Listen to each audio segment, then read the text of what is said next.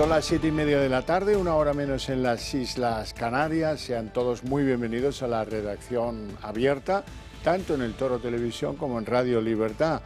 Ya estamos aquí preparados para desgranarles las noticias del día con rigor y con valentía, que ese es el compromiso que muy gustosamente queremos hacer gala de él. Vamos a empezar la cosa en Marruecos, porque Marruecos, ese país pobre que no tiene dinero para que los menas no tengan que arriesgar la vida y saltar a Canarias en la primera oportunidad, resulta que ese país, Marruecos, ha comprado 2 satélites espías a una compañía israelí. Fue la semana pasada y es un contrato del Reino de Marruecos con la compañía estatal hebrea llamada Industrias Aeroespaciales de Israel. La compra afecta a 2 satélites espía de uso militar, y de espionaje altamente sofisticado, conocidos como OFEC 13. Estos satélites le van a costar a Marruecos 1.000 millones de dólares, exactamente 925 millones de euros, que se podían destinar a otras cosas. Aparte de que a quién se supone que va a espiar Marruecos, pues ya no hace falta ser músico, como el hermano de Sánchez, eso se ve claro, ¿no? ¿A quién se pretende espiar? Pues lógicamente a Argelia, país con el que están en unas relaciones pésimas, y a España, país con el que se entretienen mucho, con artilugios como el Pegasus, que también era producido por la tecnología israelí y que, comprado por Israel, ya no saben qué pudo haber espiado, porque esto Sánchez no nos lo va a aclarar nunca. Aunque ya tenemos todos ideas sobre eso, sobre lo que pasó, más que nada por las consecuencias, que fue aquel regalo del Sáhara Occidental, se acordarán, ¿no?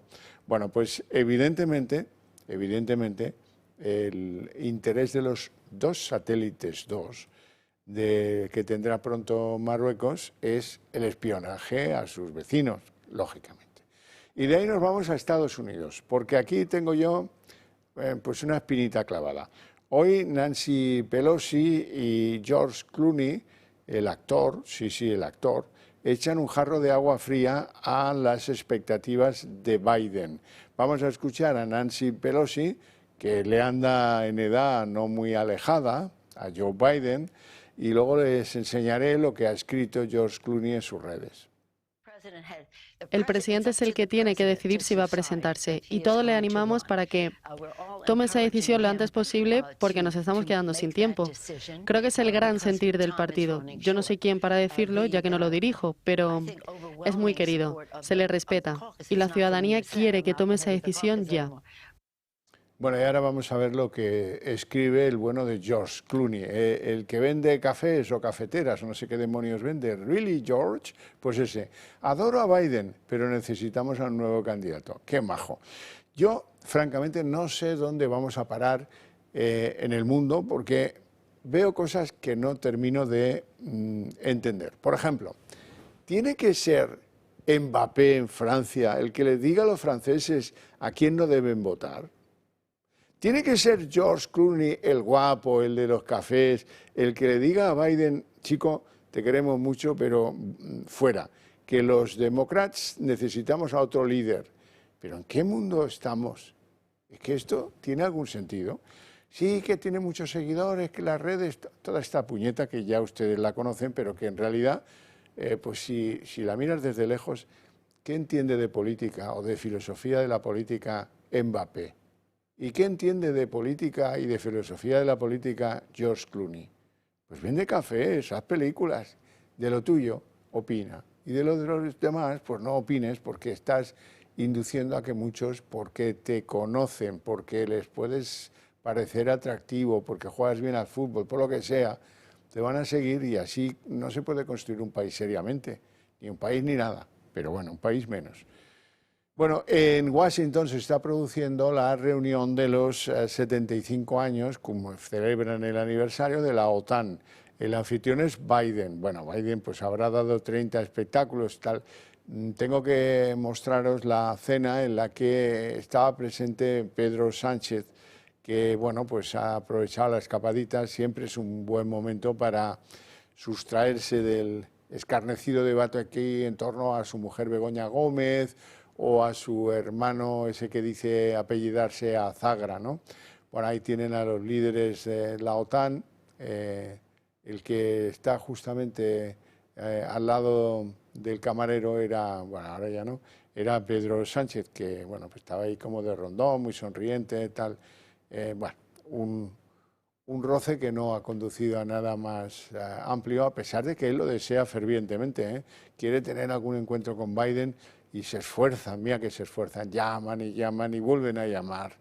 Los de la Moncloa y en la Casa Blanca dicen, qué pesados son estos tíos de Sánchez, venga hombre, quita, quita, no queremos saber nada. Bueno, hoy estamos pendientes, y ahora ya entro en noticias de carácter nacional, estamos muy pendientes de la decisión que conoceremos en breve, en unas horas, como mucho, de Vox en torno a la ruptura con el Partido Popular en los 5 gobiernos regionales que comparten, a propósito de que el Partido Popular decidió comerse el anzuelo o el señuelo o el cedazo que le puso el Partido Socialista con los menas. Se trataba del reparto de 347 menas. Ayer en Tenerife, os lo contamos, se tenía que decidir qué hacemos con esto y el Partido Popular salió Feijóo diciendo que sentimiento humanitario, que este cuentito de los menas, que en algunos casos sí, pero en muchos no, porque recuerdo el último recuento de menas mayor de edad, es de hace 2 años, y venía a revelar que pues un elevado porcentaje, como no quiero equivocarme, ya os lo traeré mañana prometido para que lo veáis. Un elevadísimo porcentaje, creo que hasta del 60% no eran menores de edad, simulaban serlo. Y bueno, pues aquí estamos obviando muchas cosas. La primera, que los menores de edad, donde tienen que estar es con sus familias. Quizás estén peor que en un centro de menas en España, ahí de cualquier modo. Pues es posible, pero en cualquier caso es el deber de la familia y el deber de la sociedad. En este caso, si, como parece, los mayoritarios provienen de Marruecos, pues oye, la responsabilidad será del gobierno de Marruecos. La responsabilidad, ¿quién?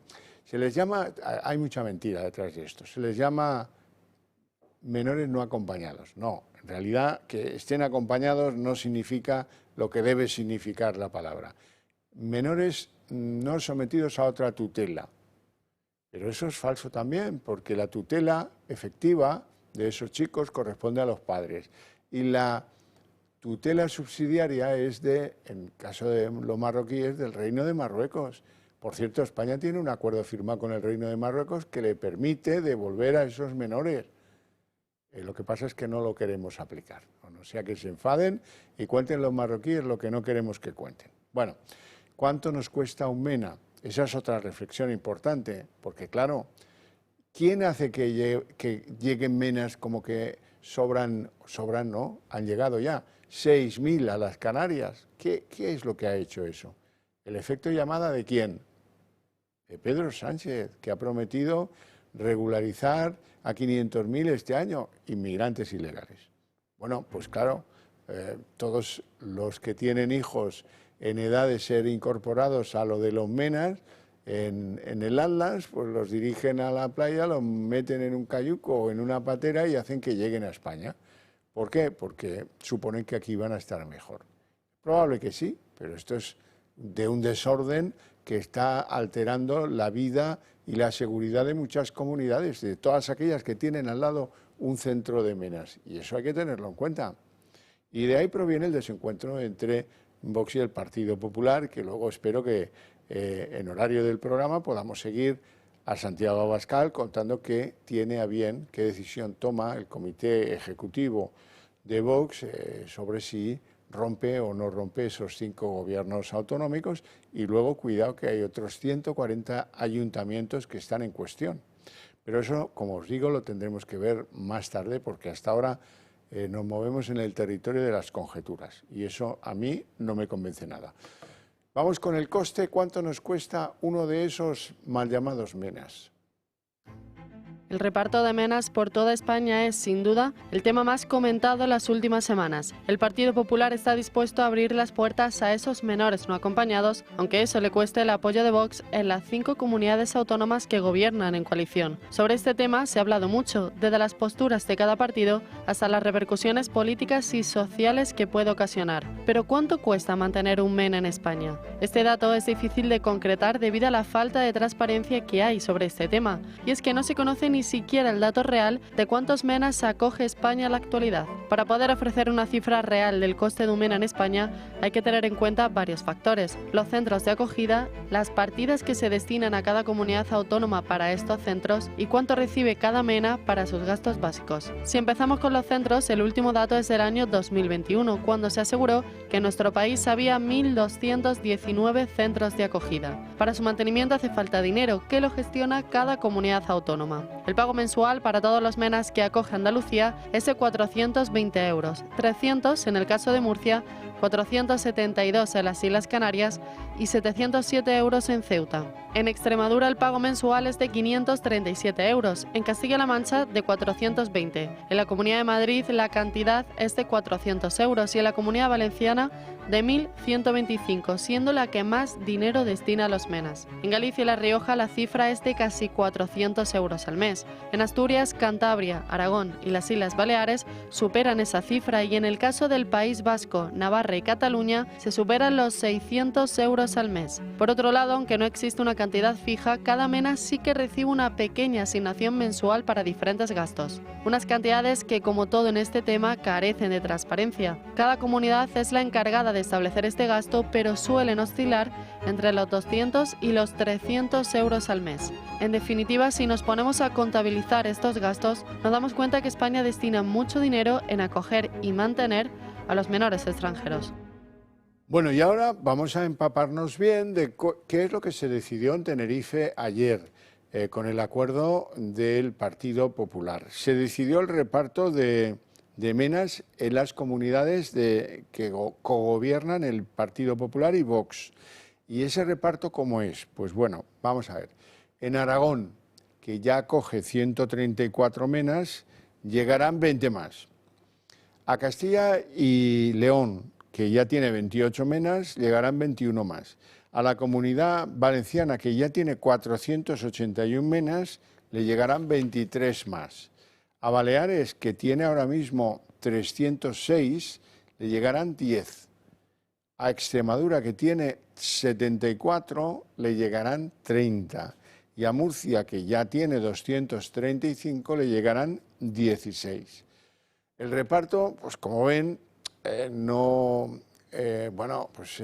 les parecerá pues escaso, ¿no? Escaso el follón que se ha liado o que se va a liar por el reparto de los MENAs que se decidió en Tenerife. Pero bueno, es una cuestión de principios. Si no te opones a ese reparto, se trata de que el gobierno considere otras alternativas con esos chicos llamados MENAs. ¿Como cuáles? Pues a lo mejor impedir que lleguen, a lo mejor empezar a devolverlos.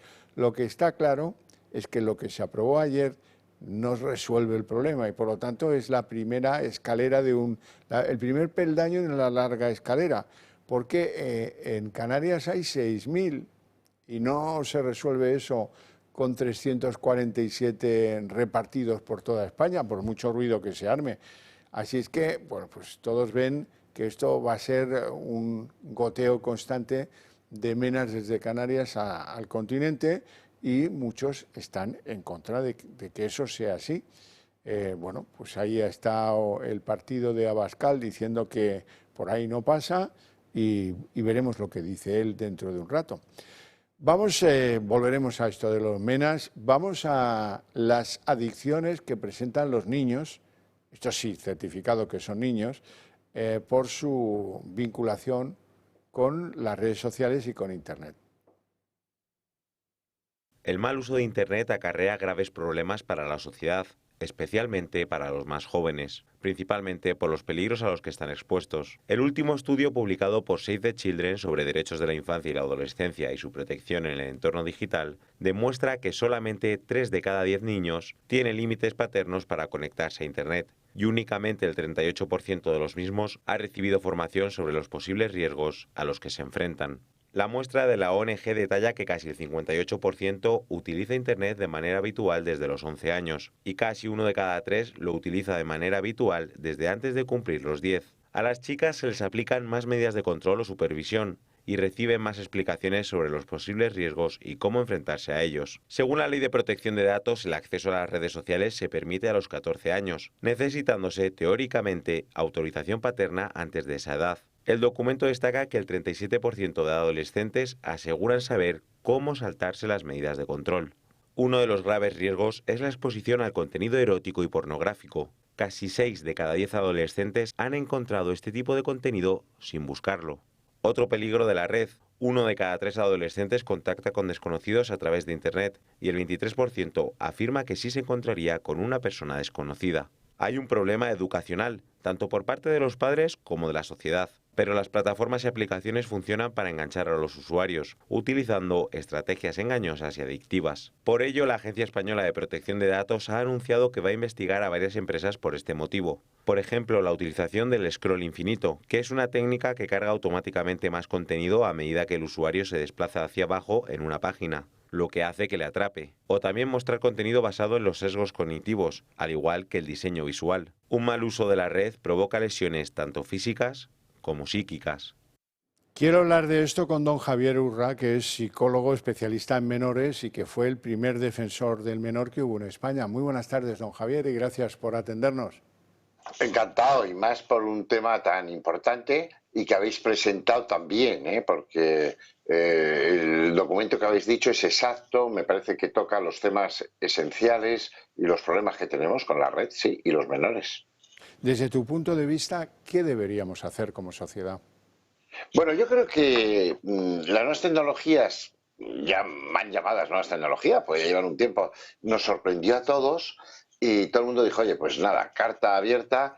De pronto nos hemos encontrado con que hay niños que igual que son adictos a consumos de productos, de alcohol u otras drogas, hay algunos que se hacen adictos a las pantallas. Son los menos. Lo primero que tenemos que hacer es decir que hay unos horarios y que desde luego a tal hora de la noche se desconecta todo, el smartphone, el teléfono, todo se desconecta.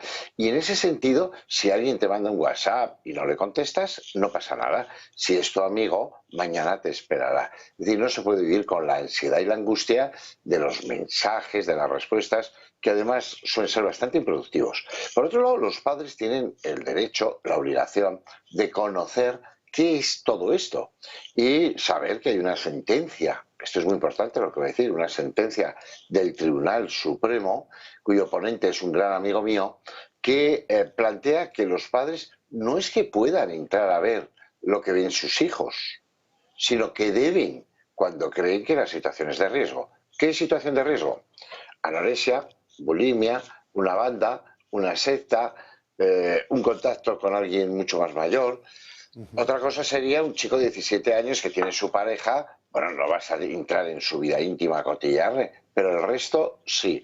Y decíais con muy buen criterio que las plataformas, no así Telefónica, están poniéndoles muchas dificultades. Es un tema que se está intentando resolver en Europa y para acabar mi primera intervención decir que TikTok y algunas otras pues son realmente muy adictivas y además enganchan a niños de 8 o 9 años para hacer incluso retos que en algún caso ponen en riesgo su vida. Por lo tanto, decíais, la pornografía violenta, si un niño mete la palabra teta, que parece un término bastante neutro, oye, es que le cae una luz de pornografía. No puede ser, no debe ser, y más en una pornografía muy violenta. ¿Y quién se encarga de velar, por ejemplo, por eliminar o reducir esa capacidad de carga infinita que a los jóvenes les hace estar viendo vídeo tras vídeo, hora tras hora, o las citas por Internet? ¿Quién se encarga de darle una pensada a todo esto para ver si no estamos haciendo las cosas mal?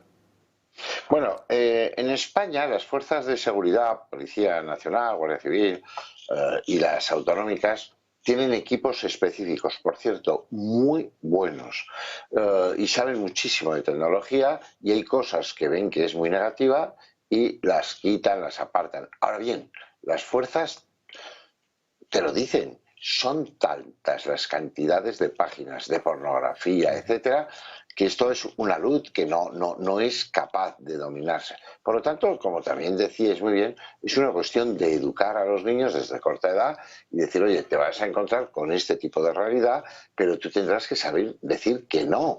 Es decir, en la vida uno puede fumarse un día un porro y decir, no, esto no me sienta bien, no me hace más capaz ni más simpático y dejo de tomarlo el resto de mi vida. Es decir, a veces no podemos impedir un primer contacto, pero sí unos segundos. Los padres tenemos que dar ejemplo, no podemos ir con nuestros hijos y estar consultando el teléfono o en un restaurante. Es decir, las nuevas herramientas lo son para lo que lo son, a veces para el estudio, a veces para la información, que no es formación ni conocimiento. Yo dirijo un centro desde hace 13 años y me acuerdo que la presidenta de la Comunidad de Madrid me dijo, ¿usted prohibiría los teléfonos en los colegios? Y dije, naturalmente que sí. Y poco tiempo después se prohibió. En mi centro hace 13 años que ningún chaval, ni ninguno de los 133 profesionales, médicos, psiquiatras, etcétera, tienen un teléfono móvil en el trabajo. Y no pasa nada. No hay alcohol, no hay drogas, hay naturaleza, hay estudio, hay normas. Esto es realmente fundamental. Porque hay un tema que no lo habéis abordado y es importante. Y es qué tipo de chicos consulta qué tipo de páginas. Es decir, hay un tipo de chico que es violento ya por sí y busca banalizar sus conductas entrando en páginas muy violentas o de violencia de género o sectarias o de odio. Pero así nos pasa con las personas, por ejemplo, los niños que se autolesionan. ¿Dónde consultan ellos? En esas páginas. Entonces se van a Google, se van y tal, y entonces dicen, autolesión, ¿qué supone? Oye, pues no sufrir emocionalmente, te haces un pequeño corte o quémate en el pie para que no te vean que te has quemado el pie y aunque tengas dolor, pues superas esa situación.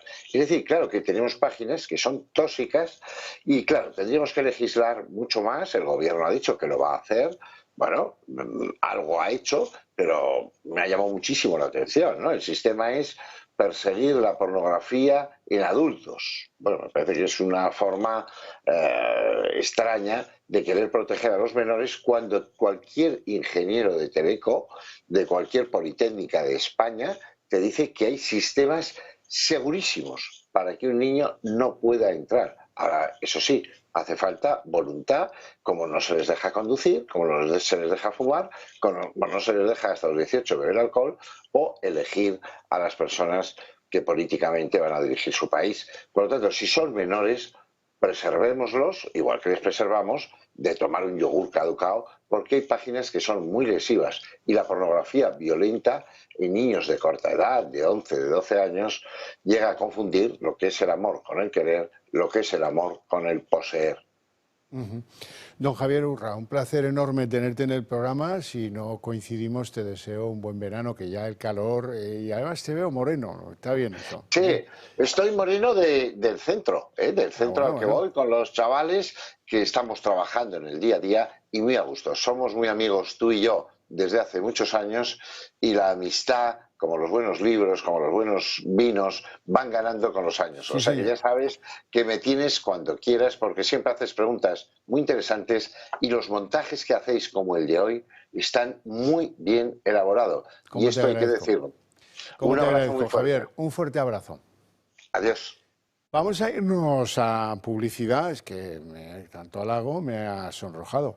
Vamos a irnos a publicidad que luego nos viene buena.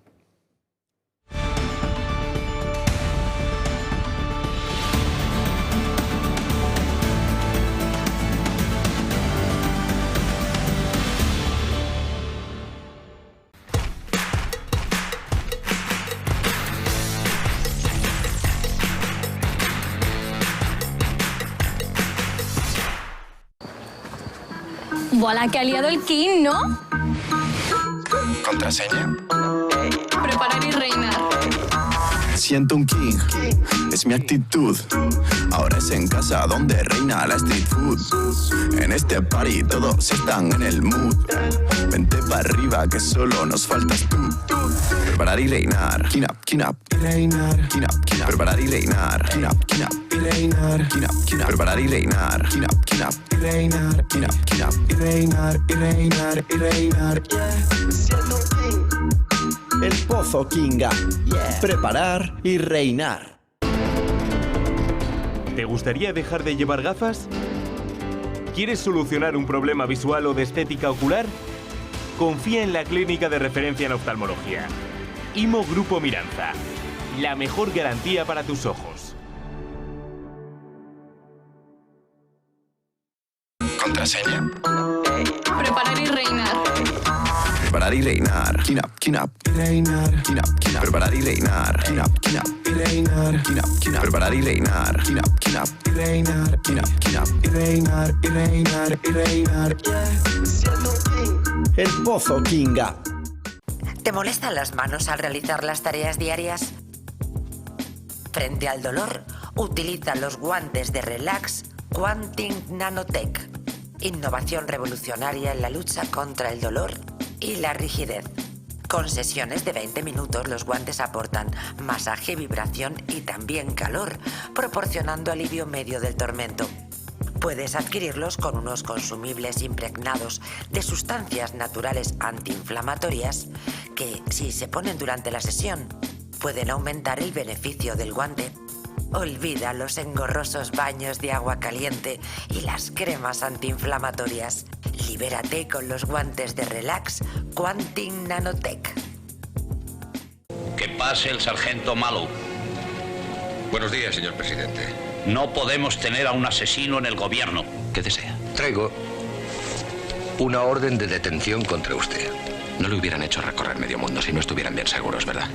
Claro que lo ganarás. Eres la mejor bailarina de todas las de la escuela. ¿Algún problema? No, ningún problema. Vienen como locos a participar en el concurso de baile. ¿Quién lo diría, verdad? Largaos. Estupendo. El Toro Televisión nos presenta una nueva colección de relojes con movimiento automático. El diseño es espectacular, equipado con cristal mineral recubierto de zafiro, de acero inoxidable y sumergible a 100 metros. Movimiento de cuerda automático y con garantía de 2 años. No tiene batería, se carga de manera natural con el movimiento de tu muñeca. Tiene una reserva de carga de aproximadamente 36 horas. La parte trasera del reloj es transparente, pudiéndose ver la maquinaria y el funcionamiento. Llevarás en tu muñeca tu sello de identidad del Toro Televisión y podrás elegir modelo de hombre o de mujer. No pierdas tiempo y adquiérelo ya o pide más información enviando un correo electrónico o llamando al Club de Amigos.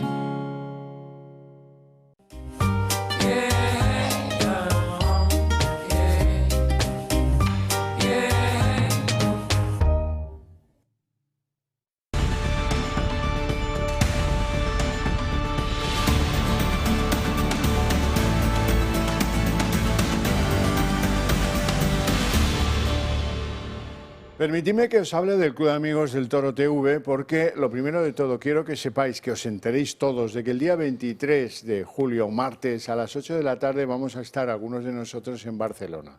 Y vamos a estar en Barcelona porque nos parece que hay que hacerles llegar a quienes estén con nosotros allí, amigos, espectadores, gente que nos sigue, que les queremos, que entendemos su dificultad, que entendemos que están en unas circunstancias políticas muy complicadas y queremos ser al menos solidarios con ellos, poder charlar con ellos, y eso pues incluye tanto a Julio Ariza como a Miguel Durán, Alejo Vidal Cuadras y yo mismo, que estaremos, si Dios quiere, allí, dispuestos a escucharos, a intercambiar puntos de vista sobre el momento que se vive ahora en Cataluña. Ahora, eso sí, es obligatorio inscribirse en el Club de Amigos llamando a ese teléfono 91-616-2464, porque el aforo es el que es y eso sí que no tiene arreglo. Bueno, y ya puestos en ello, os cuento que hay 3 maneras de echarnos una mano si nos habéis elegido como elemento informativo para nutriros de lo que es información y para construir vuestras opiniones sobre las cosas. La primera, muy sencilla, haceros miembros del Club de Amigos del Toro Televisión, una llamadita a ese número que aparece en pantalla, 916162464, y suficiente. Por cierto, los que se hagan miembros del club en julio podrán elegir entre 4 libros, 4 del fondo documental de Homo Legends que maneja el Club de Amigos. En segundo lugar, hay otra fórmula de ayudarnos. Plantearos hacernos alguna donación. Lo digo porque desde que cambió la ley que regula estos elementos, pues ahora, este año, antes no se podía, las donaciones que se efectúan a fundaciones sin ánimo de lucro, cual es el caso, por eso tenéis en pantalla los 2 números de cuenta a los que hay que enviar transferencias de donación, si lo consideráis. Bueno, como os decía ahora, al menos un 45% de lo que se dona se puede deducir de los impuestos a pagar en el año 2024 por renta o por sociedades si el donante es una sociedad anónima o limitada. Y en tercer lugar, hay una fórmula absolutamente básica de echarnos una mano. Mandarnos un SMS al 28088 con la palabra toro o sin la palabra toro. No vamos a ser tan puñeteros. Eso sí que os digo lo que os va a costar, 1,20 €, que es ya bastante menos de lo que os costaría invitarme a mí a un café si me encontráis por la calle. Bueno, dicho esto, doy la bienvenida a la mesa de análisis político a don David Gómez. Abogado, ¿cómo estás?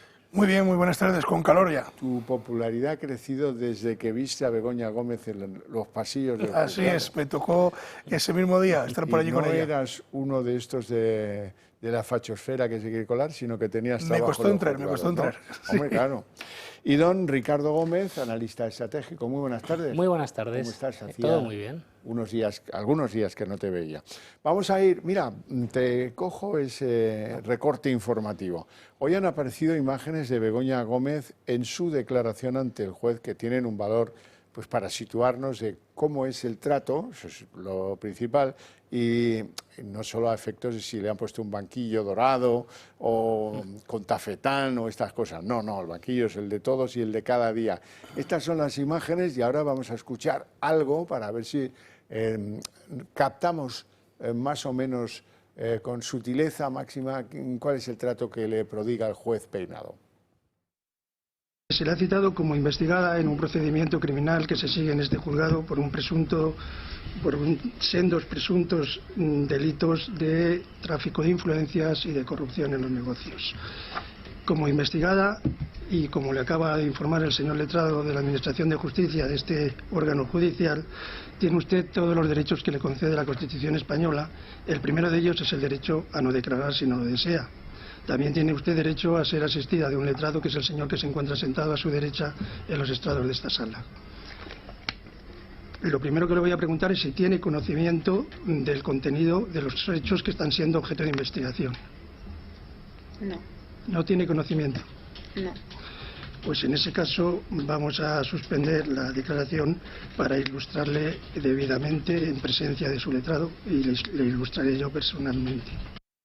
Bueno, tú que tienes experiencia en esto, ¿eso es lo normal? ¿Trato preferente? No es lo normal, absolutamente. Es decir, lo que hemos visto, bueno, primero, hay una parte que no hemos visto, que es donde la dice que puede permanecer sentada, que la podamos ajustar el micro. O sea, yo explico lo que ocurre cuando uno entra en una sala. Entro yo. Entra usted en una sala, se sienta usted en el banquillo, yo si soy su letrado me siento en el lado que me corresponde y el juez le dice póngase de pie y acérquese al micro. Eso es casi siempre lo habitual. Ni buenos días. Sí, buenos días, eso cortesía. Siéntese, o sea, lo de sentarse solo lo hacen los jueces cuando entra alguien que necesita sentarse, una persona mayor, alguien con una discapacidad motora, es decir, algo que efectivamente se ve que no puede estar de pie. Entonces, en ese caso, aquí la dice incluso, bueno, la vamos a ajustar el micro, ¿no? Con lo cual, se está portando bastante bien con ella. Y lo segundo que vemos es cuando dice que ella no conoce los hechos, dice yo no lo conozco porque se me acusa, entonces el propio juez la dice, oiga, pues no se preocupe, suspendemos, que eso procesalmente hablando está muy bien hecho, yo creo que el juez lo que está haciendo es dar pasos muy asegurados para que nadie le entorpezca la instrucción, y dice, y yo mismo le voy a ilustrar. Bueno, eso yo no lo he escuchado en la vida, es decir, no, yo lo he escuchado en la vida, yo suspendo la declaración porque usted no conoce los hechos, suspendemos, usted se va a secretaría con su letrado, coge el tocho, se lo lee y cuando se haya leído todo lo que hay, viene usted aquí otra vez y le tomo declaración. Claro, eso de que yo mismo le voy a ayudar, o sea, los jueces, eso yo no lo he visto nunca. Pero bueno, yo creo que se quiere asegurar de que comprende exactamente por lo que está allí. Ricardo, ¿no tienes experiencia en declaraciones judiciales?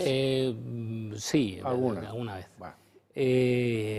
Yo creo que es que no es un caso normal, eso es evidente. No lo es. Y por tanto aquí lo que está diciendo David muy bien es que el juez, esto pasa también en el fútbol, ¿no? Ahora que estamos con días de Eurocopa, pues al final la persona que tiene que juzgar algo, en función de la repercusión que ve que va a tener lo que va a juzgar, un árbitro, pues cuando arbitre, no sé quién es el que nos toca en la final el domingo, pues obviamente va con mucho más cuidado porque es la final, porque lo están viendo sus jefes, porque la trascendencia de las cosas, cuando se pone una cámara, se pone un micrófono, se pone la atención pública de todo un país, o en este caso de toda Europa, pues cambia, ¿no, Xavi? Entonces, evidentemente el juez, yo creo que con buen criterio, estoy de acuerdo con David, lo que hace es, en fin, ir con tiento, ir con cuidado y evitar cualquier suspicacia desde un punto de vista de opinión pública de que él está siendo excesivamente duro con ella y que no es cortés y que no es educado y que, por tanto, no hay una imparcialidad, es parcial, que es de lo que se le está acusando desde el Gobierno directamente. Se ha hecho por parte de varios ministros, incluida la ministra portavoz del Gobierno, hablando de cámaras y de televisión y de micrófonos. Y luego, obviamente, que esto es lo que sabe mejor David, pues la parte legal, ¿no? Que el tema procesal pues se le pueda, de alguna forma, ¿no? Recusar, ya no al juez, sino pues posiblemente pues hacer algún tipo de, teniendo en cuenta quién es el abogado, que no lo hemos dicho. Ricardo, con la suspensión que él hace, lo que consigue es, bueno, usted no sabe, ¿no? O sea, aunque lo sepa, aunque le haya llegado, pero usted no lo sabe, ¿no? Pues yo suspendo, ahora se lo lee, le instruimos de este asunto y la próxima vez que usted se siente ahí, ya no me puede decir que no lo sabe. Eso es, por eso digo que va con cuidado tanto desde un punto de vista de la percepción de cómo está tratando a Begoña Gómez, como desde un punto de vista procesal. Y yo supongo que también me parece que le vino bien, dijo, muy bien, después del show que me han montado aquí, para que hoy no lo pudiera grabar, que de hecho hay unas frases también antes de lo que has dicho tú, donde se oye que le intentan, que le pregunta, no sé qué parte es. Es una de las letras pregunta que si se va a grabar. Pregunta si está grabando, entonces, si no. Es verdad que él ya había resuelto por la mañana, eso sí, es cierto. Y fijaos el trato, ¿no? A esta letrada que la trata displicentemente, como pasa con muchos jueces, y en cambio a ella la trata efectivamente con un cariño exquisito, ¿no? Entonces, por cierto, creo que lo de Antonio Camacho, que es el abogado que no se ve ahí de ella, ahora hablaremos, supongo, luego del gobernador del Banco de España, de la propuesta del gobierno, pero es evidente que Sánchez le tiene una querencia a los exministros, ¿no? Para colocarlos y nombrarlos en cosas importantes. No, esto es muy típico en la izquierda. Fíjate que vuelve Adriana Lastra a la delegación del gobierno de Asturias. Dios santo. Hay que recuperar a todo el mundo. Y no descartes que Maleni, una vez ya recuperada dentro de unos meses, sea una de las personas que selecciona a Sánchez por algo. Bueno, estábamos en Begoña y, oiga, pero vamos a ver, o sea que cuestionamos el papel de la UCO cuando entra a registrar la Diputación de Badajoz, pero nos parece que la UCO es sensacional cuando hace informes extralimitándose de sus funciones, diciendo, oiga, no, sí lo hemos mirado lo de Begoña, pero ahí no hay delito alguno, ni encaja en los tipos penales. Oiga, eso no lo dice la UCO, ¿verdad? Así es que estamos, hoy han aparecido más informes de estos a palmos de la UCO, porque digo a palmos porque no es muy normal que sobre un caso se realicen tantas versiones de informe, si no es que lo requiere su señoría, y no me da que su señoría haya sido el que causa tanta profusión de informes de la UCO. Vamos a ver qué pasa con la UCO. Tanto el diario El País, lejos de toda sospecha de ser cercano al PSOE, como la agencia EFE, cuyo presidente ha sido secretario de Estado de Comunicación durante el mandato de Sánchez, se han hecho eco de los informes de la UCO que deducen que sobre lo de Begoña Gómez no hay ningún caso. Ambos medios han hecho público el documento de 101 páginas de los agentes de la Benemérita que deducen que los contratos de Carlos Barrabés se tramitaron con toda normalidad. En el mismo informe concluyen que la tramitación de los 6 contratos adjudicados a la las empresas del Curú del Máster de Begoña Gómez y Novanex se hicieron con normalidad y bajo los principios que rigen la contratación pública. La Fiscalía ya lo ha remitido al juez que instruye el caso, Juan Carlos Peinado, y con la que quieren señalar la que acusan de deriva procesal que ha tomado el magistrado con la causa. Lo cierto es que ambos medios, El País y la agencia EFE, fueron los mismos que hace un mes se hicieron eco de un informe filtrado de la unidad de la Guardia Civil que apartaba a Begoña Gómez de la causa. Y un elemento que tanto desde la Moncloa como desde el Partido Socialista no han tardado en utilizar. Llama la atención también la investigación que lleva a cabo la UCO sobre el hermano del presidente del Gobierno, tras el registro llevado a cabo en la Diputación de Badajoz en busca de documentación sobre David Azagra, nombre artístico de David Sánchez. Desde el propio PSOE insisten en atacar el informe y en negar que haya ningún tipo de caso. O sea que a veces la UCO sí, pero a veces no. Depende de lo que diga la UCO, ¿no? Depende de cómo vaya el viento. Es decir, si el viento me es favorable, digo que sí. Si no, digo que no. Este hombre acabará erosionando el prestigio de todos. De la UCO también, sí puede. Bueno, de la Guardia Civil yo escuché, sabéis que hubo un cambio a finales del año pasado. Nombró a un nuevo director adjunto operativo, que es el primer Guardia Civil general, teniente general, creo que, no, capitán general, teniente general en Ángeles del Rey, teniente general, que es, si no recuerdo mal, gaditano, no recuerdo el nombre, Manuel no sé qué, lo nombra en diciembre, sustituye al que había hasta hace unos años, que era el general Salas, que era el de los servicios de información antiguamente de la Guardia Civil, y le escuché hace poco en un evento de la Guardia Civil decir que tenía que ir con cuidado el cuerpo porque no debía de ser utilizado, dejarse utilizar los guardias civiles por influencias políticas, pero no se refería al gobierno ni al PSOE. Se refería, entiendo, pues a la oposición, ¿no?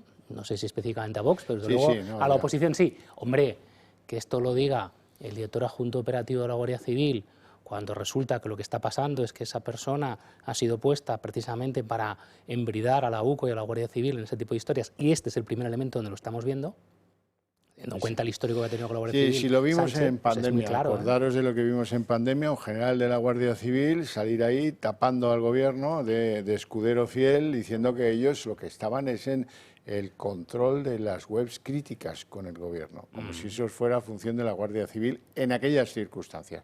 Muy lamentable, no lo olvidaremos aunque pasen 1000 años. Bueno, Badajoz. En Badajoz hay mucho tomate, porque hay que discernir entre el contrato.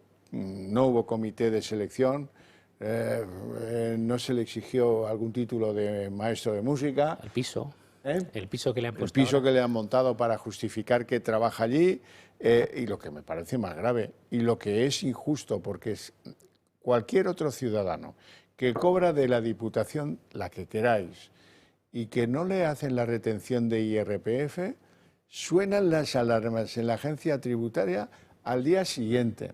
Pues a este es lo que le pasa, que él dijo, no, yo soy portugués, me he hecho residente portugués, en el juzgado está el carnet de identidad portugués.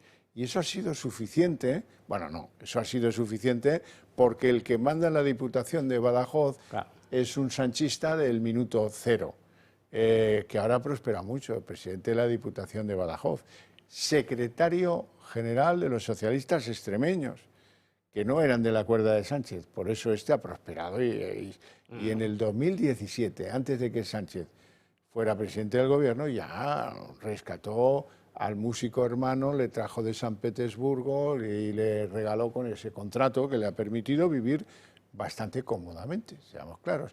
Segundo asunto a resolver, que por eso la UCO hacía preguntas y registros en la Diputación. Oiga, ¿y cómo se argumenta el patrimonio que le han encontrado? 2 millones de euros. Esto como ¿cuánto ha cobrado aquí? Dice, en los últimos años que le han ido subiendo el sueldo, 55.000 por año. Pues, no entiendo mucho, pero me parece que esto es muy complicado. Bueno, las diputaciones, que yo siempre soy un fiel defensor de ellas, son instituciones que son más cercanas al ciudadano, pero dicho esto, también diré que son instituciones mucho más discretas. Entonces, al calorcillo de esa discreción ocurren estas cuestiones que estamos tratando aquí. A mí lo que me llama poderosamente la atención es que alguien que cobra del erario público, es decir, no estamos hablando de una empresa, de una concesión, no estamos hablando de eso, estamos hablando de un trabajador que se le contrata para realizar una serie de funciones dentro de la Diputación. Puede ser personal funcionario o no. Es decir, o personal estatutario, laboral, llámese X, ¿no? De repente este señor pues vive en Portugal y no tributa aquí. Usted puede vivir donde le dé la gana, pero lo que está claro es que no es de recibo que alguien que está cobrando de una diputación provincial, de una institución pública española, resida de forma permanente en un país extranjero. No tiene, vamos, ni pie ni cabeza, en absoluto, ni pie ni cabeza. Entonces, bueno, pues hemos visto de todo, hasta, pues esto es un poco el Lazarillo de Tormes, ¿no? Sí, pero es una España pintoresca, ¿no? Saltándose normas muy serias de la agencia tributaria. La retención se hace en origen sí o sí y a todos. A mí lo que me sorprende es que no haya, no lo sé, lo desconozco, pero me encantaría saber si existe por parte de la intervención de la Diputación, del interventor general, algún tipo de reparo, de informe que diga, oiga, a este señor no se le está haciendo la retención. Entonces, o este señor está viviendo fuera, le estamos pagando aquí. ¿Cómo articulamos esto? Porque tiene que existir en algún momento un funcionario tiene que haber hecho algo. Alguien ha tenido que autorizar eso. Sí. Sí. A mí es que me parece que lo más grave, siendo grave lo del nombramiento, no sé, es funcionario, personal laboral, no sé qué. Yo creo que es personal laboral, no es funcionario. Laboral, pero que ha pasado, aunque sea personal laboral, ha pasado a un tribunal. Sí, ahí hay que ver quién está en el tribunal. Jefe de unidad. Claro, se ha pasado a un tribunal. Pero no ha pasado a ningún tribunal. Bueno, es decir, pero fue una entrevista personal y listo. Tribunal. Yo creo, Xavi, que el tema del patrimonio, porque eso no lo has dicho antes, el patrimonio de los 2 millones de euros es además también muy reciente. Es decir, que se ha documentado, parece ser, por lo que hemos leído en las informaciones, que la creación de buena parte de ese patrimonio, casi la totalidad, es también de esas fechas, desde que Sánchez vuelve a ser secretario general y es presidente del gobierno en el 18, lo mismo que Begoña Gómez. Aparece en el Instituto de África, Centro de África, con el Instituto de Empresa y luego la Complutense, desde que él es presidente del gobierno. Es decir, tenemos el tema de Ábalos y de Coldo. Si este señor tiene 2 millones de euros, cobra 55.000 brutos anuales, lo ha creado ese patrimonio en muy poco tiempo, hay una serie de irregularidades en su nombramiento, en su tributación en Hacienda, que hay que ver si efectivamente es así o no, porque he leído opiniones distintas, ¿no?, de expertos en temas fiscales, pero bueno, lo que hay que ver es de dónde viene ese patrimonio, porque tendrá que justificarlo, porque tenemos sospechas de que, como diría Feijóo, el entorno del presidente, y este señor es su hermano, pues no sabemos muy bien a qué están jugando o qué está pasando con sus dineros, con sus ingresos, con sus patrimonios recientemente, ¿no? Igual que le pasa a Ábalos con Coldo y le pasa a un otro dirigente del PSOE en relación a ese escándalo desde principios de año de Coldo, ¿no? No sabemos si hay testaferros, es decir, ¿de qué estamos hablando, no? Bueno, María Jesús Montero ha sido citada para un auto de conciliación previo a una demanda, querella. Muy bien. ¿Por qué? ¿Quién impulsa esa hipótesis? Pues el pareja de Isabel Díaz Ayuso.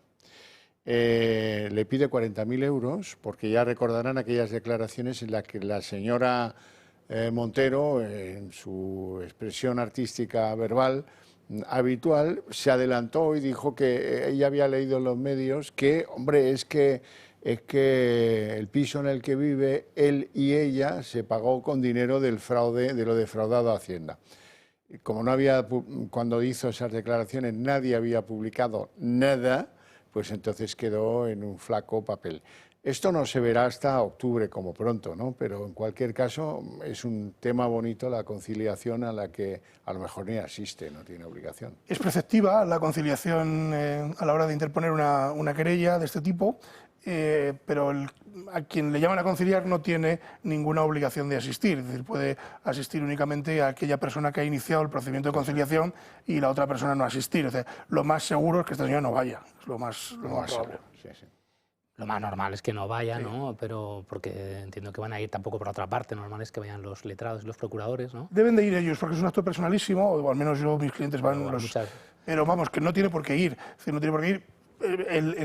La cuestión procesal es que se realice el acto. Si el acto se realiza con ella o sin ella, da pie a... Porque puede ir y decir, oiga, yo no me rectifico, o sea, no rectifico, yo me mantengo en mis 13, este señor que haga lo que quiera. Y pues eso abre la puerta a poder presentar la querella. Correcto. Bueno, yo creo que fue unas declaraciones y una actuación de ella, no hay más que verla en el Congreso y en la forma en que se expresa, se maneja, se conduce, incluso en la Feria de Abril cuando tiene algunos finos o o no sé qué toma allí, no sé, pero bueno, en fin, de más, ¿no? Pues yo creo que se le ve claramente que no es una persona, desde luego, que sepa de economía, creo que además es médico, si no recuerdo mal, que bueno, uno puede aprender economía después, pero... Imagínate el disgusto si llegas a un consultorio en Sevilla y te dicen, mire, le hemos cambiado al médico de cabecera y le toca a María Jesús Montero. Es como lo de Rajoy cuando volvió al registrador, ¿no? En Santa Pola, pues corte te sientas y te lo encuentras, ¿no? A Rajoy recién salido de censura. Sobre todo no corté nada. Pues te encuentras a Chiqui, de doctora. Entonces, bueno, yo creo que está dentro de ese estilo, pues barrio bajero, de un estilo absolutamente servil, lo hemos dicho antes, de todas las personas que están en el entorno de Sánchez desde el principio, desde el 14, a otras que han vuelto, por cierto, en el gabinete de Moncloa también Óscar Puente, Antonio Hernando también han vuelto y habían acabado mal con él en el 16, cuando la famosa votación de la abstención. Sobre todo Antonio Hernando. Sobre todo Antonio Hernando, que estuvo con Pepiño Blanco luego en Acento y ahora ha vuelto, ¿no?, a Moncloa, a través de Óscar Puente, pero ha vuelto. Entonces yo creo que entra dentro de ese estilo, bueno, pues de personas, luego hablaremos supongo de lo de Nacho Cano y del ministro Marlaska, hombre, ¿cómo no? que es pues de saltarse la ley, Xavi, sin ningún tipo de miramiento, no sé qué dijo el otro día Ayuso, de estilo stalinista, no sé stalinista, pero estilo chavista, sí, chavismo, claramente. Sí. Se pasó un poco con lo del stalinismo, sí, que hay que tomárselo con poca broma. Pero chavismo sí. Bueno, vamos al caso Cano. Bueno, esto es una de las cosas que yo os decía antes que no comprendo. Resulta que George Clooney va a decidir si Biden puede ser o no candidato de los demócratas. Resulta que Mbappé va a decirle a los franceses a quién no deben votar. Bueno, pues ahora resulta que Nacho Cano se ha convertido en una especie de paradigma de la libertad. Pero bueno, ¿quién decidió lo que pasó con Nacho Cano? El comisario policial resulta que decidió las sirenas ululantes, que decidió llevarle allí, filiarlo, que eso es duro y bastante heavy, para que a los 10 minutos saliera por la puerta, que condujo, al parecer, la declaración de los becarios y becarias que estaban trabajando en Malinche, pues tiene su pasado. Lo llevan las alforjas, un pasado bastante complicadito, en el que trató de ayudar a una de las partes implicadas, al empresario López Madrid, implicado en lo de la doctora Pinto, que solamente los que tienen mucha memoria se acordarán. Denunció que la habían pinchado en un parking, etcétera. También, bueno, algo se complicó con Villarejo en esa historia, en esa materia. Vamos a ver lo de Nacho Cano. La detención de Nacho Cano sigue acaparando la atención mediática y la jueza sobre la que ha recaído el caso no es otra que la que investiga al novio de Isabel Díaz Ayuso por fraude fiscal. El artista se mantiene firme en su postura de acusar a la policía de llevar a cabo una campaña de desprestigio hacia su persona por intereses políticos. Nacho Cano señala exactamente a un comisario. Se trata de Alberto Carba, jefe de comisaría del Distrito Centro de Madrid. Si echamos la vista atrás, este nombre resuena en la prensa. Carba, quien está a las órdenes de Grande Marlaska, se vio envuelto en el caso de la doctora Elisa Pinto, caso que tuvo como protagonistas al empresario Javier López Madrid y al comisario Villarejo. La doctora acusó a ambos por acoso, amenazas y apuñalamiento. En este caso, el papel de Carba fue determinante, ya que, valiéndose de su puesto, ayudó al empresario con el fin de retratar a la doctora como la verdadera acosadora. Finalmente, Pinto lo acusó de montaje policial, la misma acusación que ahora vierte Nacho Cano sobre él. En aquel momento, hasta la Audiencia de Madrid le reprochó su actuación al comisario, pero Marlaska prefirió hacer oídos sordos y mantenerle como jefe de la comisaría más grande de la capital. ¿Ha sido también el comisario Alberto Carba la pieza clave en la detención de Nacho Cano? O sea, comisario ascendido como un cohete. Este sí que va como la economía española dice Sánchez que va, ¿no? Porque sí, fíjate, era inspector con lo de la señora Pinto, la doctora Pinto, y ahora comisario de la Centro, que es la principal. ¿Por qué Centro? ¿Por qué Centro, Xavi? El PSOE sabe muy bien cómo funciona el Estado y sabe muy bien cómo funciona la seguridad desde los años de Felipe González.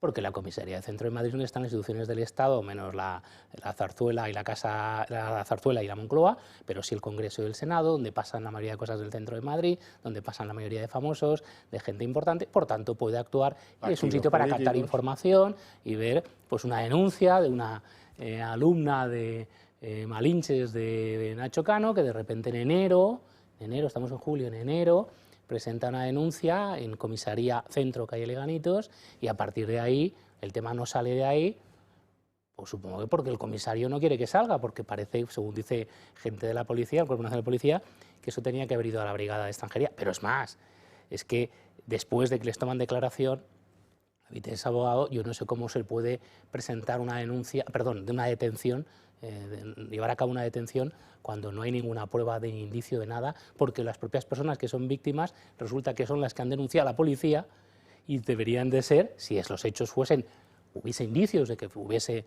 en fin, de que tuviesen visos de cometerse algún delito pues en relación con abusos, ¿no? Porque les preguntaron por abusos, en relación con delitos relacionados con la ley de extranjería, que por cierto yo entiendo, David, que normalmente, no imagino, cuando hay algún delito de extranjería que no es una banda organizada, la policía no es la que actúa en principio, la Guardia Civil actúa la Inspección de Trabajo, no sé, digo yo, ¿no? Porque además su situación irregular no es tal, sino que hay un recurso y entiendo que cuando se presenta un recurso en delegación del Gobierno, la expulsión del país queda paralizada hasta que se resuelva el recurso, que no es lo que que no lo ha hecho una delegación del Gobierno.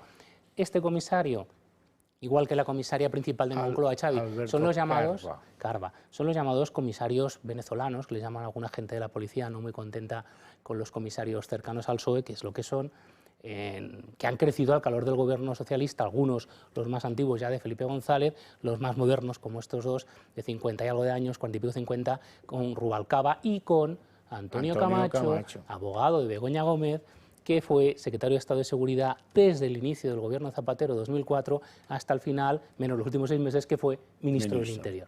Por tanto, y los nombró él, porque ahí está, la comisaria principal de Moncloa, que se llama María Matos o algo así, fue nombrada comisaria, no comisaria principal, inicialmente ascendió al cargo con Antonio Camacho, que la nombró comisaria, la ascendió a comisaria, luego la nombró en una unidad especial importante de la policía en Madrid y después ha hecho toda su carrera con el Partido Popular, que sabéis que no es especialmente ducho en identificar quiénes son funcionarios que no están muy a favor. Y, por ejemplo, con con Rajoy fue nombrada comisaria de León, que es donde la ha conocido mucha gente del cuerpo que no habla muy bien de ella, y a partir de ahí continuó su carrera hasta que llega Sánchez a la Moncloa y inmediatamente, si es nombrado el 1 o el 2 de junio, creo que es del 2018, presidente, en septiembre ya está de jefa de seguridad de Moncloa. Además es una comisaria ultrafeminista, que ha hecho declaraciones en medios como el Diario Público hizo en su momento antes de ser nombrada, cuando es nombrada justo jefa de seguridad de Moncloa, con expresiones y un contenido que recomiendo leer en internet, pues está publicada en entrevista, que no son propias de un funcionario policial de ese nivel, es comisaria principal, porque después la han nombrado comisaria principal para ser jefa de seguridad de Moncloa. Es decir, son carreras hechas fundamentalmente al calor del gobierno, de los gobiernos socialistas, de la seguridad del Estado movida por el gobierno socialista y especialmente del Cuerpo Nacional de Policía, que si me permites un momento, ya que Nacho Cano ha sido acusado, y es verdad que hubo una expresión que fue un poco, en fin, salida de tono de generalizar la policía, yo desde aquí creo que además esta televisión no es precisamente sospechosa de no apoyar las fuerzas de seguridad del Estado, más bien al contrario. Pero hay que diferenciar el Cuerpo Nacional de Policía, la mayoría de los policías nacionales, de una serie de políticos, como llaman ellos, que se dedican pues, a crecer y a ascender y a tener un montón de medallas, como tiene este comisario, que para lo joven que es, como decía un tuitero el otro día en un hilo sobre el tema este, pues no veas las medallas que tiene en la foto, y que fundamentalmente lo que hacen es pues servir al poder político. Y el gran problema, y acabo con esto, Xavi, del Cuerpo Nacional de Policía por culpa de estas personas, y es lo que yo creo que los policías nacionales en España deberían empezar a reflexionar ya desde las manifestaciones de otoño en Ferraz, porque creo que ahí empieza a haber una distancia de muchos ciudadanos con el Cuerpo Nacional de Policía, es si van a acabar como los Mossos d'Esquadra, politizados, instrumentalizados y manipulando, y siendo manipulados y manipulando. Esto es muy grave, es una pérdida de reputación que al final afecta a su relación en el día a día con los ciudadanos. Si esto sigue así, porque el Cuerpo Nacional de Policía, lo que quiere el gobierno socialista es que sea su cuerpo de policía, me remito a la exposición de los 200 años, si alguno de vosotros pudiera verla, que va dando vueltas por España, veréis la politización absoluta de la historia. Yo estoy viéndola aquí en Madrid y es espectacular la manipulación, primero de la historia del cuerpo, que no es de hace 200 años, no hay una trazabilidad. Segundo, por cierto, lo de los 200 años lo hacen referir a lo que era la Policía General del Reino de Fernando VII, que fue entre 1833 y 1840, una policía absolutamente represiva, que parece que algo recuerda, ¿no? Y manipuladora y metida en temas muy políticos.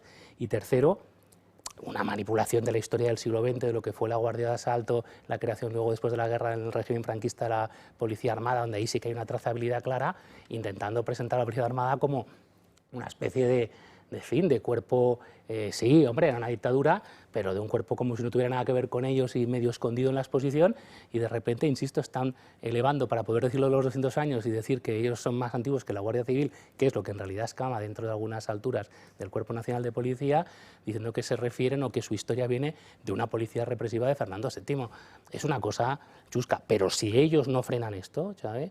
Yo creo que el Cuerpo Nacional de Policía puede acabar dentro de unos años, esto es una cosa inmediata, tarda tiempo, en una situación en la que se acabe viendo como una policía de un partido político exclusivamente.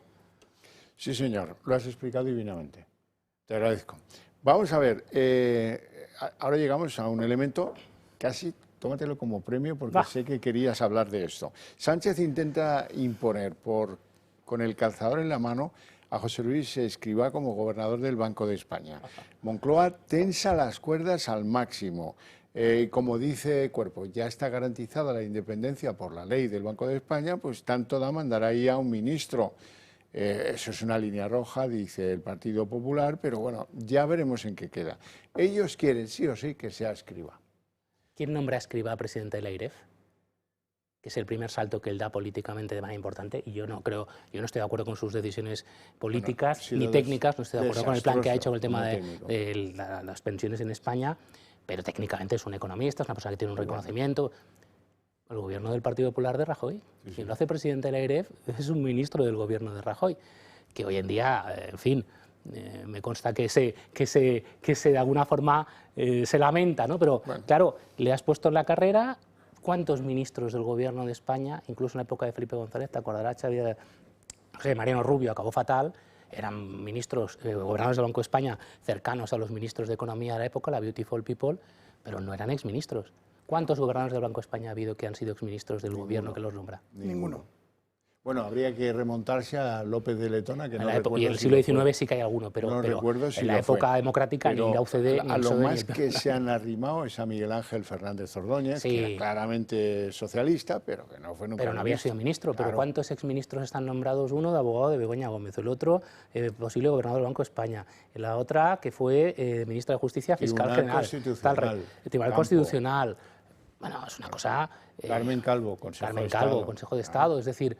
Es que es una ocupación, cuando decimos lo del chavismo, no anda muy lejos. Puerta giratoria, ¿no? En definitiva.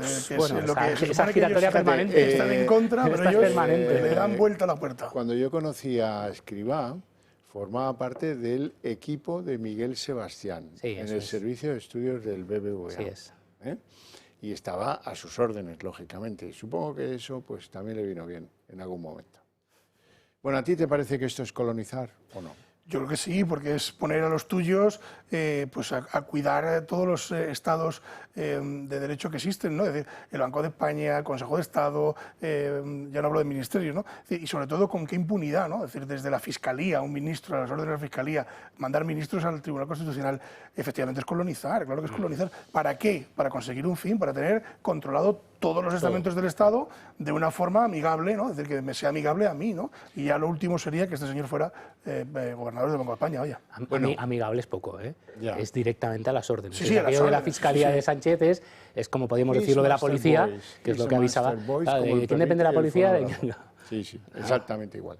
Bueno, el Partido Popular tarde, pero parece que hoy ha renunciado, ha recobrado el ímpetu y dice, hombre, ¿qué es esto de que Cándido Conde Pumpido se abstuviera antes y ahora sobre los seres, siempre sobre los seres, y ahora no se abstenga? ¿Qué es esto que pasa con las otras miembros del Tribunal Constitucional, Balaguer, Montalbán? Todos estos deben abstenerse porque han tenido relación con los implicados en los seres y con las sentencias dictadas sobre los seres. Bendodo se desgañitaba hoy. Vamos a ver en qué queda. Nos parece gravísimo. Así de contundente ha sido Elías Bendodo. Los populares piden la retirada del presidente del Constitucional, Cándido Conde Pumpido, y la recusación de las magistradas Inmaculada Montalbán y María Luisa Balaguer de la votación de los recursos presentados ante el Alto Tribunal en el caso de los SERE de Andalucía. Todo ello con el fin, dice Bendodo, de garantizar la imparcialidad y el correcto funcionamiento del Constitucional debido a la vinculación directa de todos ellos con el PSOE o con el proceso judicial de la trama. Tenemos 5 magistrados que están con una mano votando a favor y exculpando por los ERE a los condenados, y con la otra, hace poco tiempo, firmaron sentencias o resoluciones precisamente sobre este caso. Además de a estos dos magistrados, los populares acusan también a Juan Carlos Campo y a María Luisa Segoviano, a los que aún no ha pedido recusar, aunque no lo descartan. Lo cierto es que todos ellos están vinculados de alguna manera al PSOE. Cándido Conde Pumpido, en su etapa como fiscal general del Estado, tomó parte en la tramitación del caso, y los de Feijóo recuerdan que cuando la causa llegó al Supremo, se abstuvo reconociendo estar afectado por una causa de imparcialidad. Por su parte, Inmaculada Montalbán participó en 22 sentencias relacionadas con los ERE en su etapa como presidenta de la Sala Tercera del Tribunal Superior de Justicia de Andalucía, mientras que María Luisa Balaguer fue ponente de 28 dictámenes que afectaban a la trama. María Luisa Segoviano, como magistrada de la Sala de lo Social del Supremo, firmó 2 sentencias relacionadas con el mismo proceso, y Juan Carlos Campo fue ministro de Justicia del Ejecutivo de Pedro Sánchez e incluso director general de Justicia en la etapa de Chávez como presidente de la Junta de Andalucía. Con todos estos antecedentes, para los populares es un escándalo que el Constitucional se dedique a revisar las sentencias del Supremo. Pero si ya han salido 6, si han sido escarcelados 2, y en fin, si están a punto de producir ya el milagro con Griñán y con Chávez. Van tarde, muy tarde. Muy tarde. Van muy tarde con este tema, se acaban de dar cuenta ahora, o no han querido darse cuenta ahora, lo dicen ahora, ¿no? Sí, eso también cabe. Porque desde luego van súper tarde en este asunto. A mí lo que me sorprende de esta historia es que el Tribunal Constitucional no es un tribunal dentro de la cúspide judicial, no lo es. Entonces, debe de dedicarse única y exclusivamente a las cuestiones relacionadas con la constitucionalidad o la vulneración de los derechos de las sentencias que se dictan. Punto y final. No entrar en el fondo del asunto. Pero es que aquí, claro, lo que no te resuelve el Supremo, que te lo resuelva el Constitucional. Porque si hubiera ido usted al Constitucional, don Xavier, tenga usted en cuenta que, primero, se lo van a rechazar, y segundo, van a tardar en darle información años, seguramente. Y aquí hay una justicia de primera para unos señores que le interesa sacarlos del pozo, y una justicia de segunda que es para el resto de los mortales, ¿no? Entonces, a mí lo que me sorprende es que un ciudadano a pie vaya al Constitucional y le peguen con la puerta a las narices, y a estos señores les resuelvan el asunto. David, este tema, sabéis que se ha discutido desde casi la transición, desde el inicio de la Constitución del 78, precisamente. Tiene una lectura como lo de la Audiencia Nacional, que es puramente de aquellas circunstancias de aquel momento. La Audiencia Nacional por el terrorismo de ETA, fundamentalmente, en general por la violencia terrorista, había varias bandas armadas, pero sobre todo de ETA, y el Constitucional porque se pretendió, en fin, no había existido nunca en España, no había habido una Constitución, en fin, con las condiciones de acuerdo que se produjo, con la que se produjo la Constitución, y se redactó y se aprobó la del 78, pero en ningún país donde hay una Constitución, Reino Unido no hay Constitución, pero Francia sí, por ejemplo, Italia también, no hay Constitucional, sino que es una sección del Supremo. Y la Audiencia Nacional, lo mismo, la Audiencia Nacional hoy en día, por mucho que lo quieran justificar, lo que pasa es que, claro, ahora ya a ver quién desmonta todo eso, pero no tiene una gran justificación. Bueno, ahí yo sí que te diré que la Audiencia Nacional sí que ha hecho un trabajo potente y tecnológico, en el sentido de que las grandes causas solo tiene capacidad en este momento la Audiencia Nacional para llevarlas, eso es cierto. Pero podría ser de otra forma, ¿no? Podría ser una sala del Tribunal Supremo, podría ser... Sí. No hay problema, se puede reorganizar. Eso se podría reorganizar. Como tantas cosas se han reorganizado a conveniencia. Si es el Poder Judicial y el Supremo es nombrado por lo judicial, ¿no? De hecho, hay una... Así es. Hagamos depender del Constitucional, la Audiencia Nacional del Supremo para que esté dentro del Poder Judicial. Y el Constitucional, claramente, lo he explicado, no tiene jurisdicción porque no es un tribunal, no forma parte del Poder Judicial. Oye, no tiene sentido eso. Vamos a hacer una pausa de publicidad, volvemos en apenas unos minutos.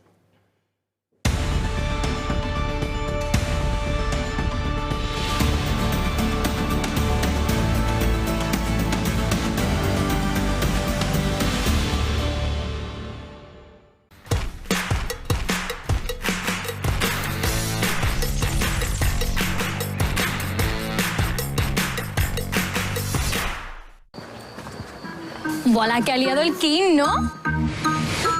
¿Contraseña? Preparar y reinar. Siento un king, es mi actitud. Ahora es en casa donde reina la street food. En este party todos están en el mood. Vente para arriba que solo nos faltas tú.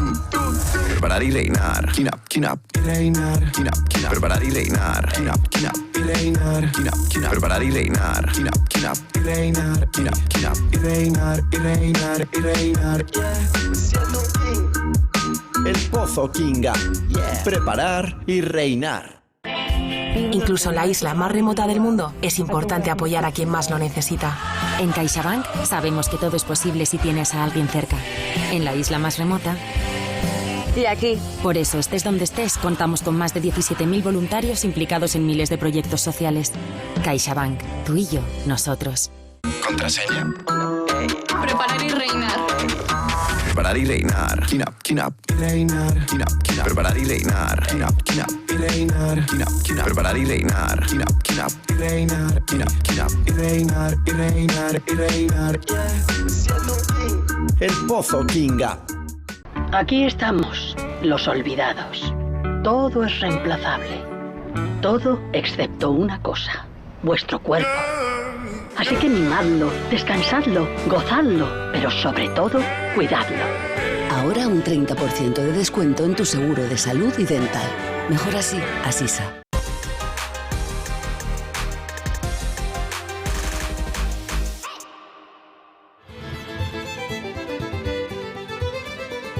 Hoy en Recomendaciones del Toro por España nos vamos a Vedra, en La Coruña.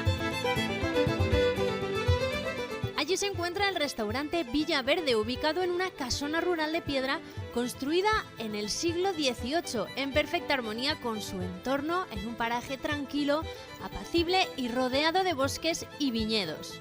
Podrá disfrutar sus mariscos más tradicionales y pescado salvaje. Entre sus carnes, gallo de corral con salsa de jerez y miel, solomillo de ternera gallega y sin olvidarse de los mejores productos de la huerta y sus platos de pesca de río.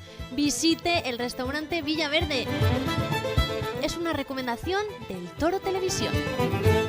¿No sería bonito que pudiésemos heredar un mundo lleno de oportunidades? Un mundo mejor, en el que nuestros mayores se sientan siempre acompañados. Un mundo en el que niños y niñas tengan un buen futuro y alcancen sus sueños. Con tu testamento solidario a favor de Cruz Roja, podrás ayudar a las personas más vulnerables.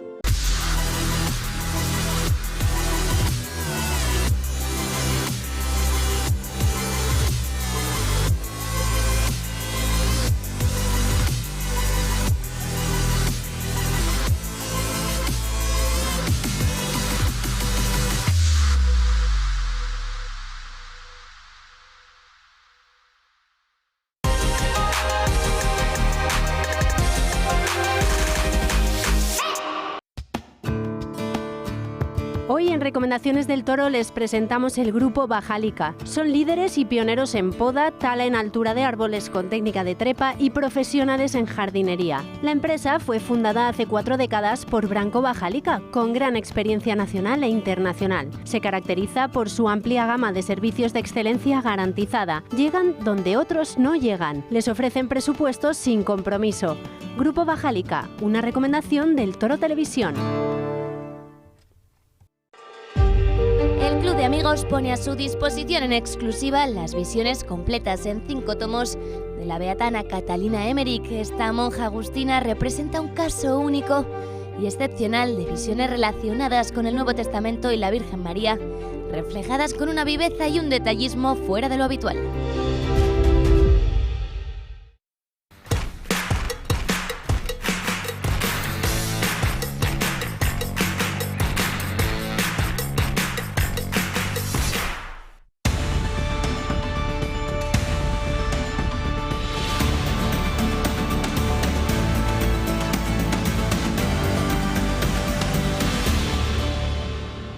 Bueno, reanudamos el relato, como dicen ahora, el relato del Tribunal Supremo, en este caso a propósito de la amnistía. Da un paso a la sala penal que preside el magistrado Marchena.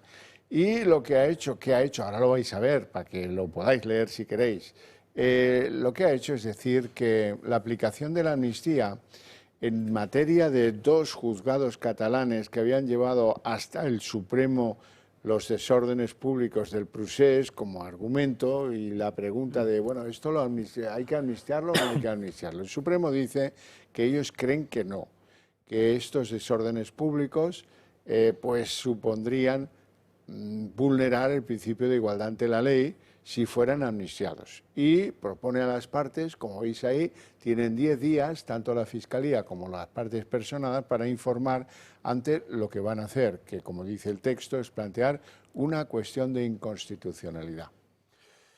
Pues sí, es la única cuestión, o sea, la única solución que les queda, la inconstitucionalidad, pero claro, si lo hilamos con lo que hemos hablado antes, largo me lo fiáis, es decir, no le veo ningún... Largo me lo fiáis y ya sabes cuál será el resultado. Yo creo que se hace por eso. El cambio de estrategia del PP es precisamente, es justamente el fotografiar al Constitucional. Entonces, ese es el cambio porque se estuvo dudando, ¿no? El PP estuvo dudando si presentar, si de alguna manera, y los jueces también, el Supremo, ¿no? Decir, oye, vamos a presentar el Constitucional o vamos a hacer la cuestión prejudicial en el Tribunal Superior de Justicia de la Unión Europea, ¿no? Y ahí yo me pierdo en la parte jurídica, se pueden hacer las dos cosas, o si el Constitucional dictamina que es constitucionalidad de amnistía, si la puerta del TSJUE sigue abierta o no. Pero por lo que yo sé, desde el punto de vista del Partido Popular, la estrategia fue preferimos que el Constitucional se moje y en esa foto aparezca, porque luego el Tribunal de Justicia de la Unión Europea va a decir que no. Se van a mojar, va a ser, el resultado es el que esperamos. Claro, pero quieren la foto de Europa diciéndole que va a arreglar esto, va a arreglar. Quien va a prender la mecha va a ser algún juez que eleve a la Unión Europea una cuestión directamente. Uno de los de Barcelona, una de las causas. Y va a ser alguien de Barcelona, porque curiosamente, en materia judicial, la justicia catalana es mucho más adelantada que el resto de la justicia española. Esa es la experiencia que yo tengo, ¿no? En materia mercantil, en muchas... O sea, hay jueces muy valientes en Cataluña que tiran para adelante con las cosas.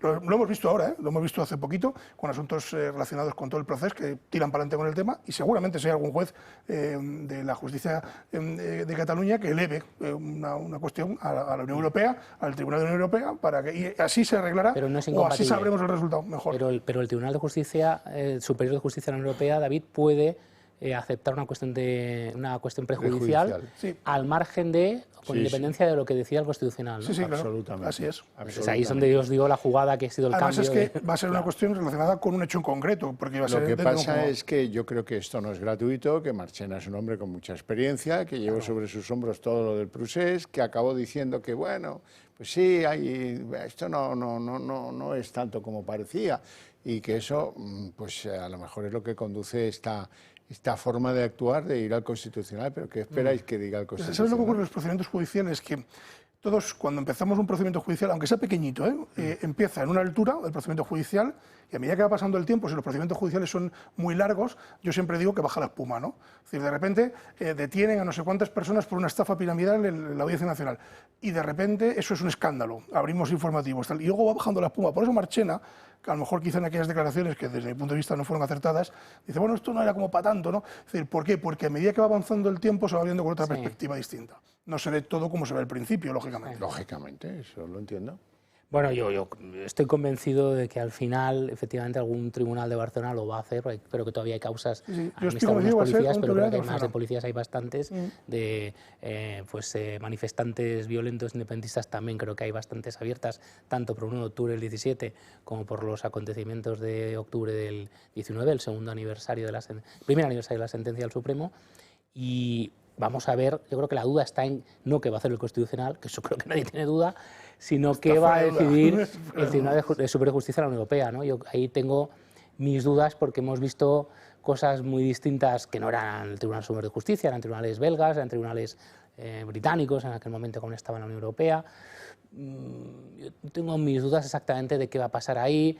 Evidentemente es la Administración de Justicia, el Poder Judicial, pero es evidente que las cuestiones políticas tienen alguna influencia, por decirlo de una manera suave. Hombre. Y no tengo muy claro también en Bruselas cómo se está viendo desde alguna presidenta de comisión que va a repetir esta cuestión, ¿no? Porque no veo que haya muchas ganas de acabar de darle la puntilla a Sánchez desde Bruselas, a pesar de que Feijóo y que la dirección del Partido Popular piense que sí, ¿no? Ya, bueno, en relación con todo esto, ya está haciendo las maletas, mañana va a estar en Barcelona Marta Rovira, la van a ver no haciendo las maletas, sino que la van a ver con imágenes antiguas de Marta Rovira, que dijo, bueno, ya esta señora, pues ya con el decaimiento de la causa de Tsunami Democratic ya no hay nada contra ella, y pues legítimamente, y sobre todo teniendo en cuenta que es la lideresa de Esquerra Republicana y que le interesa mucho al sanchismo que venga pronto a Barcelona, a ver si acaban de coser una solución y ya, que yo creo que no lo van a hacer. No, ella tiene mucha credibilidad, Xavi Marta Rovira, entre las bases de Esquerra. Es una persona que es cierto que es bastante cumplidora de las cosas que dice, ¿no? Es una persona bastante de frente, ¿no? Marta Rovira, entonces, cosa que Junqueras no, es todo lo contrario. Entonces, yo creo que el problema, creo que te lo escuché ayer o antes de ayer decirlo aquí, está más en esa parte, siempre lo hemos dicho, asamblearia de Esquerra, sí. Y al final ella me parece que está, no sé por qué veo en los medios de Madrid que se echan las campanas al vuelo, no solo los cercanos al PSOE, también los cercanos al PP o a Vox, diciendo que, bueno, pues que parece que ya está hecho el acuerdo, claro, pues si llega, ¿no? Pues va a haber... No, yo creo que está haciendo un teatro, ella está en lo que está, que es a quitarse a Junqueras con Aragonés, a quitarse a Junqueras de en medio definitivamente, y eso pasa por no llegar a un acuerdo, porque ellos saben que el acuerdo con el PSC, y eso está en el sentimiento de las bases de Esquerra, es tan malo como con el acuerdo que han tenido con Junts. Tiene mala experiencia con los dos. Y como es un partido, como dice Coscubiela, que está desde su historia del 31, su fundación, es tendente a pegarse un tiro en el pie, pues yo creo que es lo que va a acabar haciendo. Es decir, que no va a haber gobierno de ella y que al final a lo mejor no llegan a un acuerdo para hacer una lista conjunta y se presentan a las elecciones y pierden, hemos visto encuestas, ¿no? 2, 3 diputados, 4, bueno, más o menos 5 en algún caso. Es decir, que no, yo creo que hay esa idea de, es que un poco lo de Sánchez, ¿no? Sí, le han salido bien las cosas, pero hasta que uno empieza a fastidiarla y a ir de aquello como Telma y Luis, ¿no? De cabeza directa al desfiladero, ¿no? Esquerra puede perfectamente pegarse el tiro en el pie, no formando gobierno ni con ella, ni con Junts, ni hacer una lista conjunta y plantarnos el 13 de octubre con una repetición y ya veremos qué pasa después de eso, ¿no? Bueno, Santiago Abascal no debe ser tan fácil la cosa porque tenía previsto comparecer a las 8 y son las 9 menos 10 y no comparece. Así es que vamos a resumiros de qué va esto de la bronca que ha dejado a la deriva 5 gobiernos autonómicos españoles y la bronca que tienen Abascal y los del PP. Si la amenaza se consuma, el Partido Popular dejaría de tener las manos atadas a sus acuerdos con los de Abascal. Lejos de preocupaciones, Feijóo se muestra tranquilo. Lo que me preocupa es ser coherente con lo que uno piensa. Para el líder de Vox, es el presidente popular quien ha querido dar por rotos los acuerdos. Estoy diciendo que el señor Feijóo es el que ha decidido romper los gobiernos regionales, impidiendo a sus líderes territoriales votar en contra del reparto de menas. Es una decisión unilateral del señor Feijóo. Lejos de toda lógica, ven algunos la amenaza de ruptura de los ejecutivos autonómicos. En total serían 5 las autonomías que verían saltar por los aires sus gobiernos. Empezando por Extremadura, aquí la popular María Guardiola insiste. En nuestro acuerdo no se contempla absolutamente nada que tenga que ver con la migración ni con atender a estos menores. No hemos incumplido ningún punto de nuestro acuerdo de gobernabilidad. Son solo en la Comunidad Valenciana y en Murcia donde el Partido Popular firmó en sus acuerdos regionales con Vox pactos en materia de inmigración. En el Pleno valenciano, ambos partidos han mostrado su compromiso con los acuerdos firmados de cara a la legislatura. El último de ellos, la firma de una ley valenciana contra la denominada norma de memoria histórica. Su presidente, Carlos Mazón, ha alejado la posibilidad de una ruptura, pero ha reunido a los suyos para marcar el rumbo a seguir en caso de que Vox decida finalmente salir del gobierno valenciano. En Murcia, por su parte, han dado plantón a sus socios en la reunión del Consejo de Gobierno de la región. No nos han comunicado absolutamente nada. En cualquier caso, será una decisión unilateral de Vox. En Aragón, donde también cogobiernan ambos partidos, los de Abascal han cancelado su agenda y en caso de la dimisión de su presidente Alejandro Nolasco, Azcón mantiene la prudencia. El portavoz de la Junta de Castilla y León, Fernández Carriedo, no descarta ningún escenario. Tendremos el deseo de que el Gobierno de Castilla y León siga funcionando y siga desarrollando su tarea. Aunque insiste en que su gobierno de coalición funciona. Bueno, nos vamos a hacer una pausa de publicidad. Continuamos expectantes a ver si Abascal explica el resultado de ese comité ejecutivo de Vox.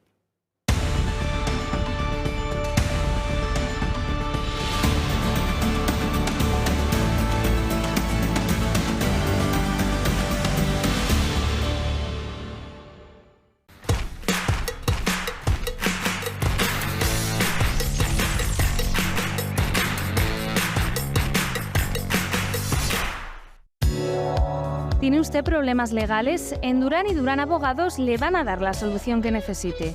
Miguel Durán y su amplio y profesional equipo de abogados pueden resolverle dudas, defenderle frente a demandas y denuncias de cualquier clase, asesorarle en todo tipo de contrataciones y hacérselo todo más fácil y sencillo.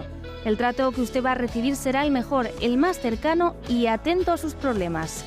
Siempre trabajan con presupuesto cerrado de antemano y con honorarios justos y equilibrados. No lo dude, los problemas legales son mucho más llevaderos si acude a Durán y Durán Abogados.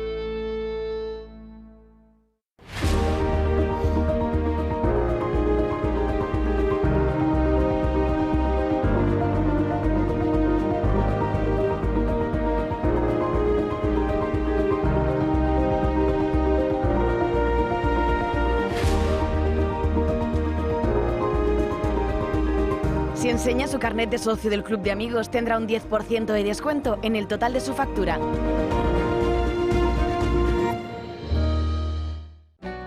¿Quieres reducir el gasto de refrigeración y calefacción de tu comunidad? Somos expertos en la gestión de subvenciones de eficiencia energética para comunidades de propietarios sin coste inicial. Gestiona tu subvención, es la mejor decisión para tu edificio. Llama ya al 911 45 47 77 y en Gestiona tu subvención te daremos un trato personalizado. Tendencias más que curiosas y otras muy peligrosas en redes sociales. Pasajeros que hacen aterrizar un avión por problemas estomacales, relaciones tóxicas o decisiones de políticos que no hay por dónde pillarlas. Pues todas estas locuras y muchas otras más en Crónicas de Manicomio. Morán Ópticos, tu óptica familiar de confianza. Con un gran equipo de profesionales ópticos optometristas, ofrecen a sus pacientes la mejor solución a su problema visual con ayuda de la mejor tecnología. Cuidamos de tu salud visual y auditiva. Además, cuenta con un gabinete audiológico cuyo objetivo es mejorar la comunicación y la calidad de vida de las personas con problemas de audición. Todos los socios del Club de Amigos tienen unas ventajas y descuentos sorprendentes. Ponte en contacto con Morán Ópticos, tu óptica de confianza. Te esperamos.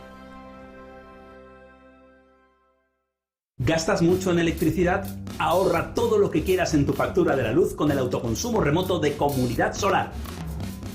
Te presentamos algo revolucionario, el autoconsumo remoto. Compra sus paneles solares en remoto y la energía que generen te la suministramos a 0 euros durante sus 30 años de vida. Has oído bien, tu energía a 0 euros durante 30 años. Es increíble, pero miles de miembros de Comunidad Solar pagan 0 euros por la electricidad. Compra ahora tus paneles remotos en comunidadsolar.es y súmate a la independencia energética.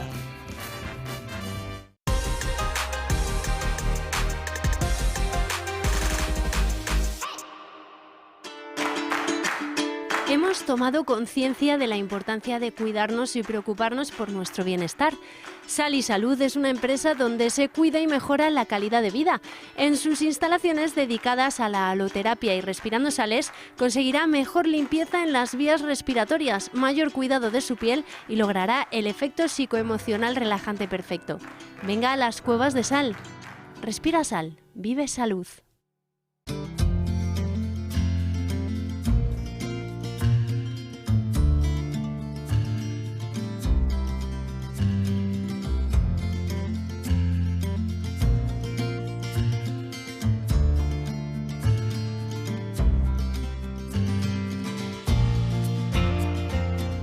Si enseña su carnet de socio del Club de Amigos, tendrá un 10% de descuento en el total de su factura.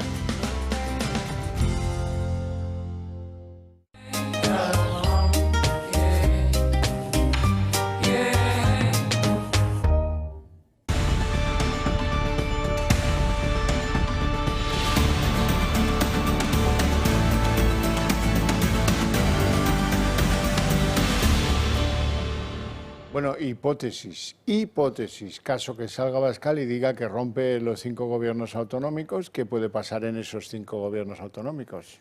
Bueno, puede pasar que, pues no sé, ¿no? Porque están ahí en el plan B desde el PP intentando ver en quién y cómo tendrían que mantener esa legislatura que solo tiene en todos los parlamentos un posible apoyo para sacar adelante presupuestos, fundamental, número 1, y número 2, algunas leyes, ¿no?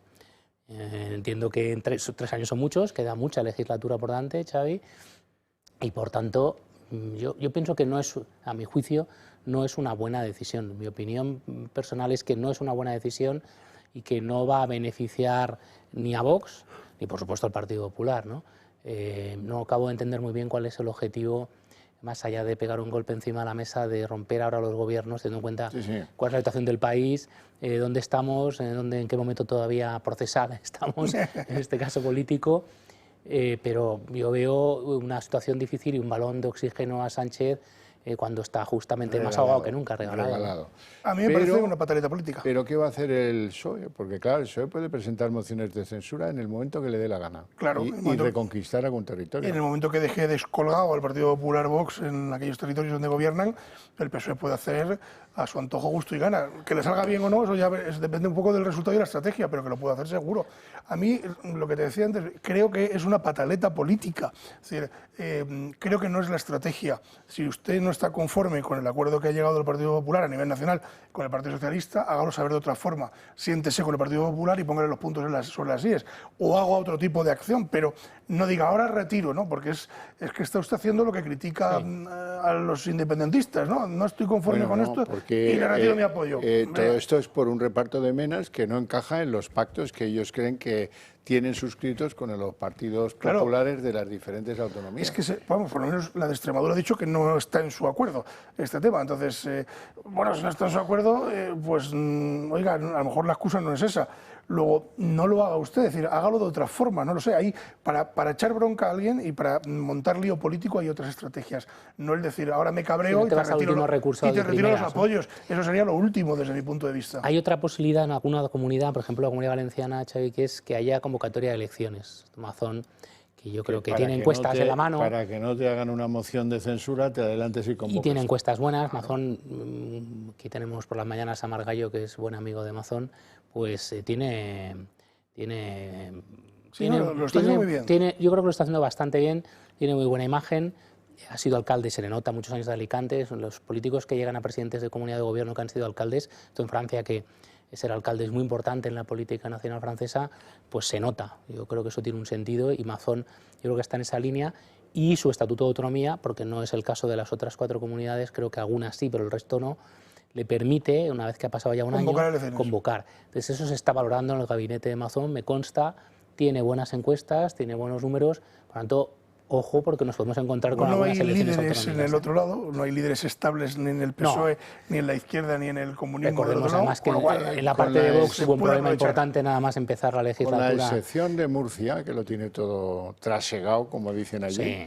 Porque el PP puede conseguir mayoría absoluta facilísimo y porque no le daría al PSOE, aunque se marche Vox del gobierno, para hacer ninguna moción de nada. El problema, por ejemplo, es Aragón. Aragón hay un problema serio. Y Extremadura también. Extremadura es un problema bastante serio. Los Azcón está callado. Y Castilla y León puede llegar a ser un problema. Castilla y León, sí puede. Bueno, no tanto, pero puede. Hay muchos leoneses insurrectos y muchas cosas que se pueden sumar al carromato de... Pero yo creo eso, Xavi, que le puede ir mal al PSOE. Precisamente el PSOE en León puede perder votos precisamente por esa cuestión en favor, pues no sé, o de la abstención, y al final eso suma a favor del PP. Yo creo que el tema gordo está en Extremadura, número 1, y el segundo Aragón. O sea, si hiciera la lista de riesgos, es 1 Extremadura, 2 Aragón, 3 efectivamente Castilla y León, 4 Comunidad Valenciana, 5 Murcia, ¿no? En el sentido contrario para el PP, sitios fijos buenos, Murcia, 2 Valencia, Comunidad Valenciana, 3 Castilla y León, y yo creo que el riesgo está cuando bajamos abajo a Extremadura, por ejemplo. Efectivamente. Yo creo que este retraso en la comparecencia es porque hay lío interno. Sí. Hay lío interno, seguramente no haya acuerdo con las medidas que quiera tomar, ¿no? Porque aquí entran en juego muchos factores, ¿no? Es decir, yo retiro los apoyos al Partido Popular en esas autonomías, pero detrás hay caras, gente, trabajos, hay muchas cosas. Entonces, hay intereses personales. Los ayuntamientos. Hay muchas cosas. Claro. Cuidado, muchas capitales de provincia, ciudades grandes de España que no son capitales de provincia. Eso no se cuadra en una tarde, eso en una tarde no lo puedes cuadrar. Entonces, y las réplicas, lleva mucho tiempo. Las réplicas que puede tener, ¿no? Es decir, si tú rompes el gobierno de Extremadura, pues no recuerdo, yo creo que también está gobernando el PP con Vox en Cáceres, Mérida, no estoy seguro, Badajoz seguro. Es decir, que eso tiene réplicas, por supuesto en Castilla y León, recuerdo perfectamente Burgos, gobierna con Vox, creo que hay alguna otra capital de provincia, algunas diputaciones también, Castilla-La Mancha sin duda. Y luego el problema de esto, Ricardo, es que la disciplina de los partidos, a medida que van bajando hacia abajo, se van entorpeciendo. ¿Por qué? Porque las relaciones personales son mucho más potentes, es decir, no es lo mismo la disciplina de partido a nivel nacional que a nivel local, que a nivel provincial. Fijaros una gran... Yo el año pasado lo viví, lo explicaba antes fuera de cámara, y me consta que las relaciones en 2 comunidades donde yo estuve trabajando en tema municipal de capitales de provincia, la relación era buena, pero también hubo la facilidad de la Dirección Nacional de Vox. El problema es ahora justamente donde un año después estamos viendo que los intereses de la Dirección Nacional o de Abascal como presidente y de los líderes regionales locales no van a coincidir o no están coincidiendo. Y aquí es donde tenemos hoy el pastel, ¿no? A lo mejor es la última vez que vemos algo parecido, pero hoy en la Comunidad Valenciana han aprobado juntos PP y Vox la llamada Ley de Concordia, que es una ley que le da un giro copernicano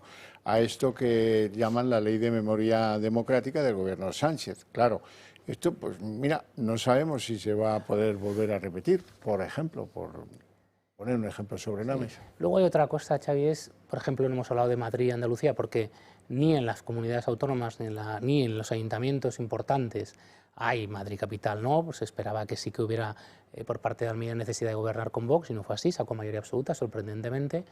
En las grandes ciudades andaluzas creo que tampoco.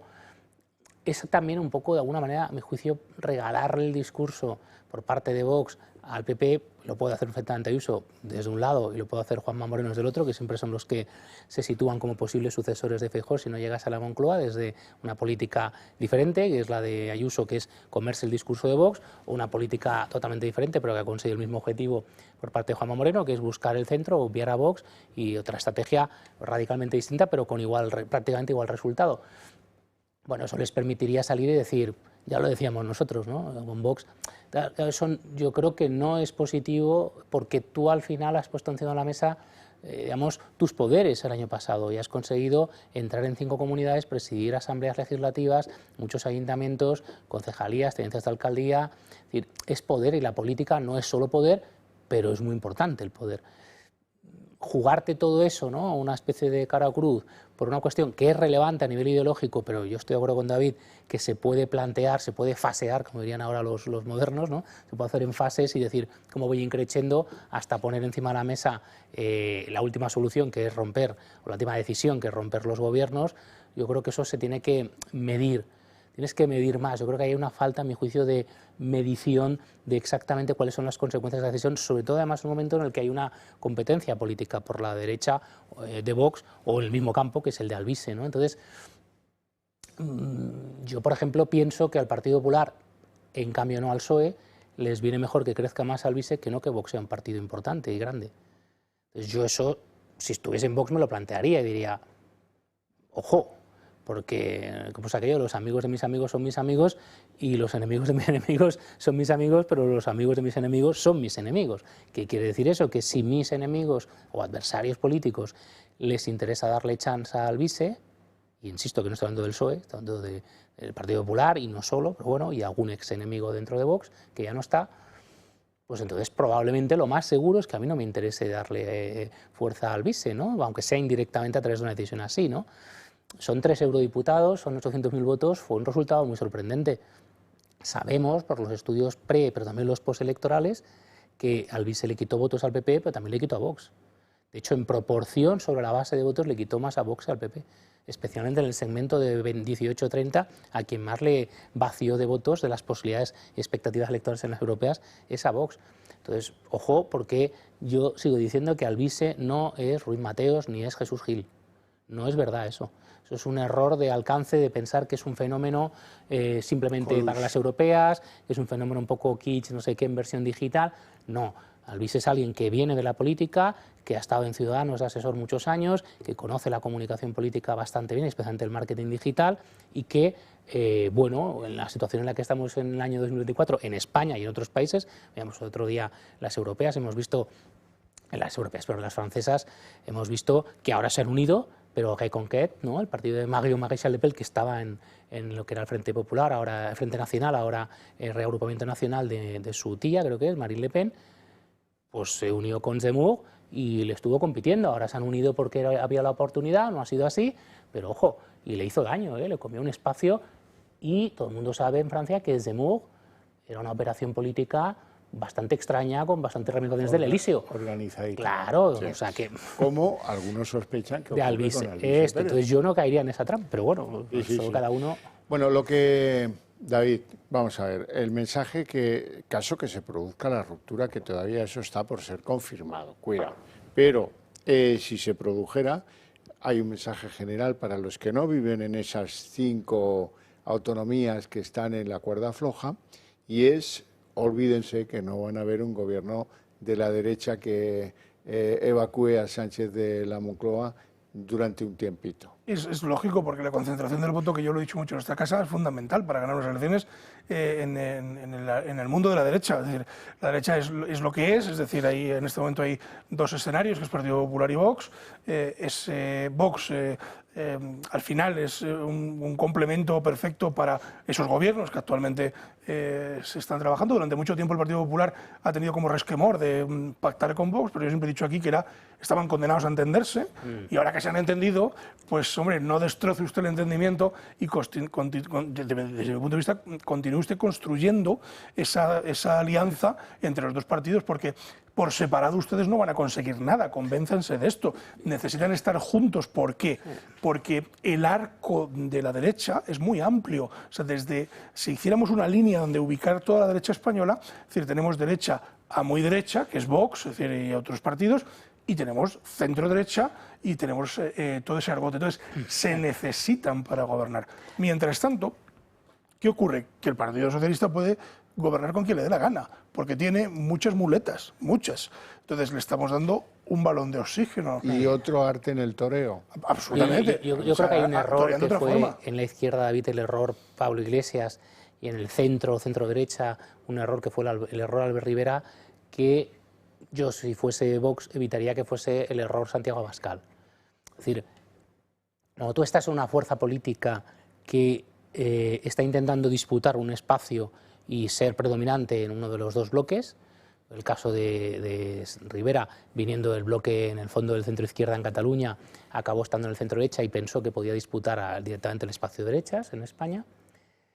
Tienes un problema, tienes que tenerlo muy claro eso. Tienes que tener un sistema político que te facilite eso. España no lo tiene. Esto se ha discutido muchas veces, pero es que es bastante evidente. Comparemos el tema de Francia y aún así vemos Francia como con segundas vueltas y tal. Ojo, porque dentro de 3 años yo a Marine Le Pen no la veo de presidenta de la República. Eso todo el mundo lo está diciendo y lo dice ella y no es verdad.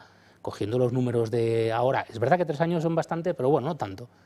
Yo sigo viendo una mayoría importante en contra de que gobierne el Regrupamiento Nacional.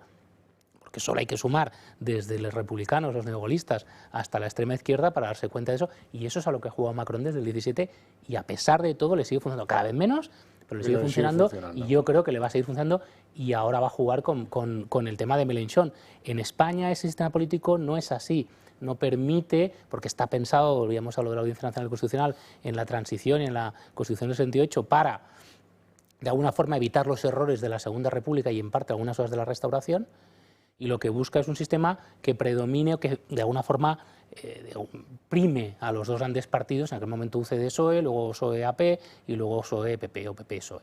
Eso es así, por tanto, es más inteligente entrar en gobiernos y no hacer como Pablo Iglesias. Pablo Iglesias sí que ha conseguido entrar en un gobierno, pero luego se aburrió porque como no le gusta la política, le gusta la tele, le gusta el mundo digital y le gusta hacer de, pues eso, ¿no?, de una especie de showman o de anchorman en vez de le vicepresidente. gusta golpear políticamente. Claro, si no quieres ser vicepresidente, ¿cómo vas a ser presidente del gobierno si no te gusta ser presidente? Esto es lo mismo, ¿no? Si Santiago Abascal quiere ser presidente del gobierno, que es legítimo, es normal, si estás en política, tienes que plantearte que probablemente, si tienes alguna opción, que yo la veo difícil, pero podría ser en muchos años, en España lo normal es que antes seas vicepresidente. Desde ahí es difícil, porque entramos en la discusión de quién se come a quién, como el Reino Unido. Normalmente se come el grande al pequeño y el que ha llegado al acuerdo, le pasó a Nick Clegg, acaba siendo comido por el grande, que era el Partido Conservador. Pero alguna oportunidad, si tienes alguna chance, es ahí. Pero desde luego, desde fuera, intentando romper el esquema sin más, es muy difícil, porque la dinámica de voto útil, cada vez que se produzcan elecciones para echar al gobierno del bloque contrario, lo que va a hacer es ir primando al grande en ese bloque, que así fue con el PSOE, con Podemos, así ha sido con el Partido Popular, con Ciudadanos y en parte con Vox, porque Vox se comió una parte de Ciudadanos en el 19, entre abril y noviembre del 19, y ahora está pasando con el PP. Entonces, si solo ha puesto a huevo Ciudadanos y eres Vox y quieres mantener tu espacio y tener opciones a futuro, no le pongas a huevo el que al final seas un Pablo Iglesias o Rivera 3. Yo creo que eso es un gran error, para mí de libro, vamos, de manual. Para mí uno de los errores, Ricardo, que ocurren en Vox es la consolidación. Es decir, a Vox le ha costado mucho llegar a donde ha estado. Es decir, le ha costado mucho. Primero por la pátina que la izquierda le ha echado encima, ¿no? Permanentemente. La extrema derecha parece que viene, pues yo qué sé, el diablo con rabo a condenarnos al fuego eterno, ¿no? Entonces, levantar eso en la sociedad española le ha costado mucho. Una vez que has conseguido estar en gobiernos, diputaciones, ayuntamientos, normalizar tu imagen, normalizar la imagen pública, consolídalo. Es decir, yo le diría, yo si estuviera en Vox diría, hay que consolidar las bases, consolida las bases. Consolida las direcciones provinciales, que son fundamentales, porque España, no nos olvidemos, es un país provincial. Pero es lo que estaba diciendo, es lo mismo que he dicho desde el otro lado, es lo mismo. Claro, provinciano. Entonces, porque las provincias son fundamentales para gobernar un país. Es como es el territorio. Y sobre todo para que un partido se estructure. Porque aquí, no nos engañemos, es decir, yo soy de Ávila, yo saco la cara por Ávila 200.000 veces. Y a mí, que llegue un tío de fuera a presentarse por Ávila, pues no me gusta. Entonces, consolida las provincias, consolida tu aparato, tu estructura de partido. Eso lo ha hecho muy bien el Partido Popular durante muchos años. El Partido Popular durante muchos años ha consolidado, y el PSOE igual, en PNV, todas las provincias, incluso hasta en pueblos muy chiquitines. Los partidos nacionalistas en sus provincias, en las comunidades. Entonces, primero consolida estructura, que es lo que tenían que hacer, que no lo han hecho. Consolida estructura. Y a partir de ahí, controla. A partir de ahí, controla. Y empieza a crecer, y empieza a expandirte. No sé si te puedes expandir por la base o por el pico, pero expándete. Expándete y consolídate. Y no hagas estas espantadas, que a mí me lo parece, que lo que va a ocurrir esta tarde, espero que no sea realmente la ruptura del todo. Es decir, no hagas una espantada, sé un tío serio. Llámate a Feijóo y le pones los puntos sobre las íes, y luego no lo cuentes a los españoles. Le he llamado y le he puesto a parir. Pues vale, pues fenomenal, pues porque no está bien o tú no comulgas con lo que ha hecho. Fenomenal. Ha dicho una cosa interesante, Abascal hoy en unas declaraciones a Portagayola en el Congreso, dice que es que Feijóo nunca quiso estos pactos con nosotros. Pero esto es, como dicen los juristas, preconstituir prueba. Preconstituir prueba. Hay una cosa muy curiosa que le ocurre a todos los partidos, que le ocurrió a Ciudadanos, le ocurrió a Podemos, y creo que le está ocurriendo a Vox, que es que le cambia el rictus. Es decir, el líder, ¿os acordáis? Pablo Iglesias, de últimas, ya hablaba como cabreadísimo, todo el día cabreado, estaba como si le doliera el estómago. Porque se frustran, es como los adolescentes ahora que se frustran. Claro, y yo, cuando he visto a Abascal estos últimos días haciendo alguna declaración, frustrado. Digo, Carla, espera, parece que está cabreado, macho. Está frustrado. No imitas esa imagen, no es buena esa imagen. Es decir, es la imagen de un líder cabreado que le pasó a Pablo Iglesias durante toda su trayectoria, le pasó de últimas también a Ciudadanos. Eso es. Oiga, esto no es políticamente vendible, no lo haga. Ahí, David, yo creo que hay una serie de... Hay una frase de Heráclito, una cita, que se supone que es correcta o bien atribuida, que es que el carácter es el destino del hombre. Entonces, es que la personalidad de... A mí me sorprende más en Abascal, porque es un poquito más mayor que Rivera y que Pablo Iglesias, poquito, no mucho más, pero sobre todo porque tiene una trayectoria en el PP. Mucho más. Pablo Iglesias estuvo un poco en Izquierda Unida, el Partido Comunista, pero era un partido muy pequeño, ya en 2011 cuando él entra, y luego ya se va porque ve que aquello no le funciona. Entonces, Pablo Iglesias estaba en el Partido Comunista y en Izquierda Unida, ¿no? Luego se va con el Rejón. Rivera estuvo en el PP y en UGT, pero no militó nunca, o sea, no conocía bien la estructura de la política, de los partidos tradicionales que al final te enseñan cómo se hace política, ¿no? Tú cuando hablas y trabajas con la gente del Partido Popular, o conoces a la gente del PSOE, o trabajas con la gente de Ciudadanos o de Vox, y te das cuenta de que las culturas políticas son muy importantes, porque te enseñan lo que estamos diciendo, cómo es la realidad de un país y cómo se consigue, se alcanza y se consigue, se mantiene el poder. Y eso en España, en la Restauración eran provincias con circunscripciones pequeñas, que fue lo que se cambió lo segundo, pero eran territorios, en aquella época eran caciques, hoy no les llamaríamos caciques, ¿no, David, lo de las diputaciones? Pero bueno, pseudo caciques, pero al final funciona, igual que lo saben los políticos y los partidos en Estados Unidos, con sus diferencias, en Francia, por supuesto, el territorio es muy importante. Yo lo creo, además, yo lo creo, y más... Pero a Vox eso le falla. Claro, le falla mucho, y más en un país donde, repito, es decir, con el debido respeto, porque a mi país lo quiero un montón, pero somos provincianos totales, es decir, ¿Qué ocurre? La imagen de un partido, y yo lo he vivido desde dentro como secretario de organización que fui del Partido Popular en Ávila, la imagen de un partido es la provincia, es el equipo que tú tengas en tu provincia.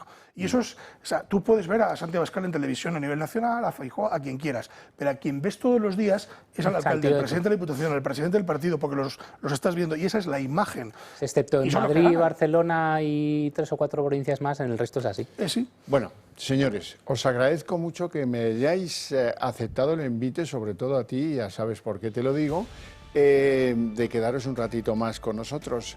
Lo vamos a dejar aquí con una promesa solemne. Esta casa cumple.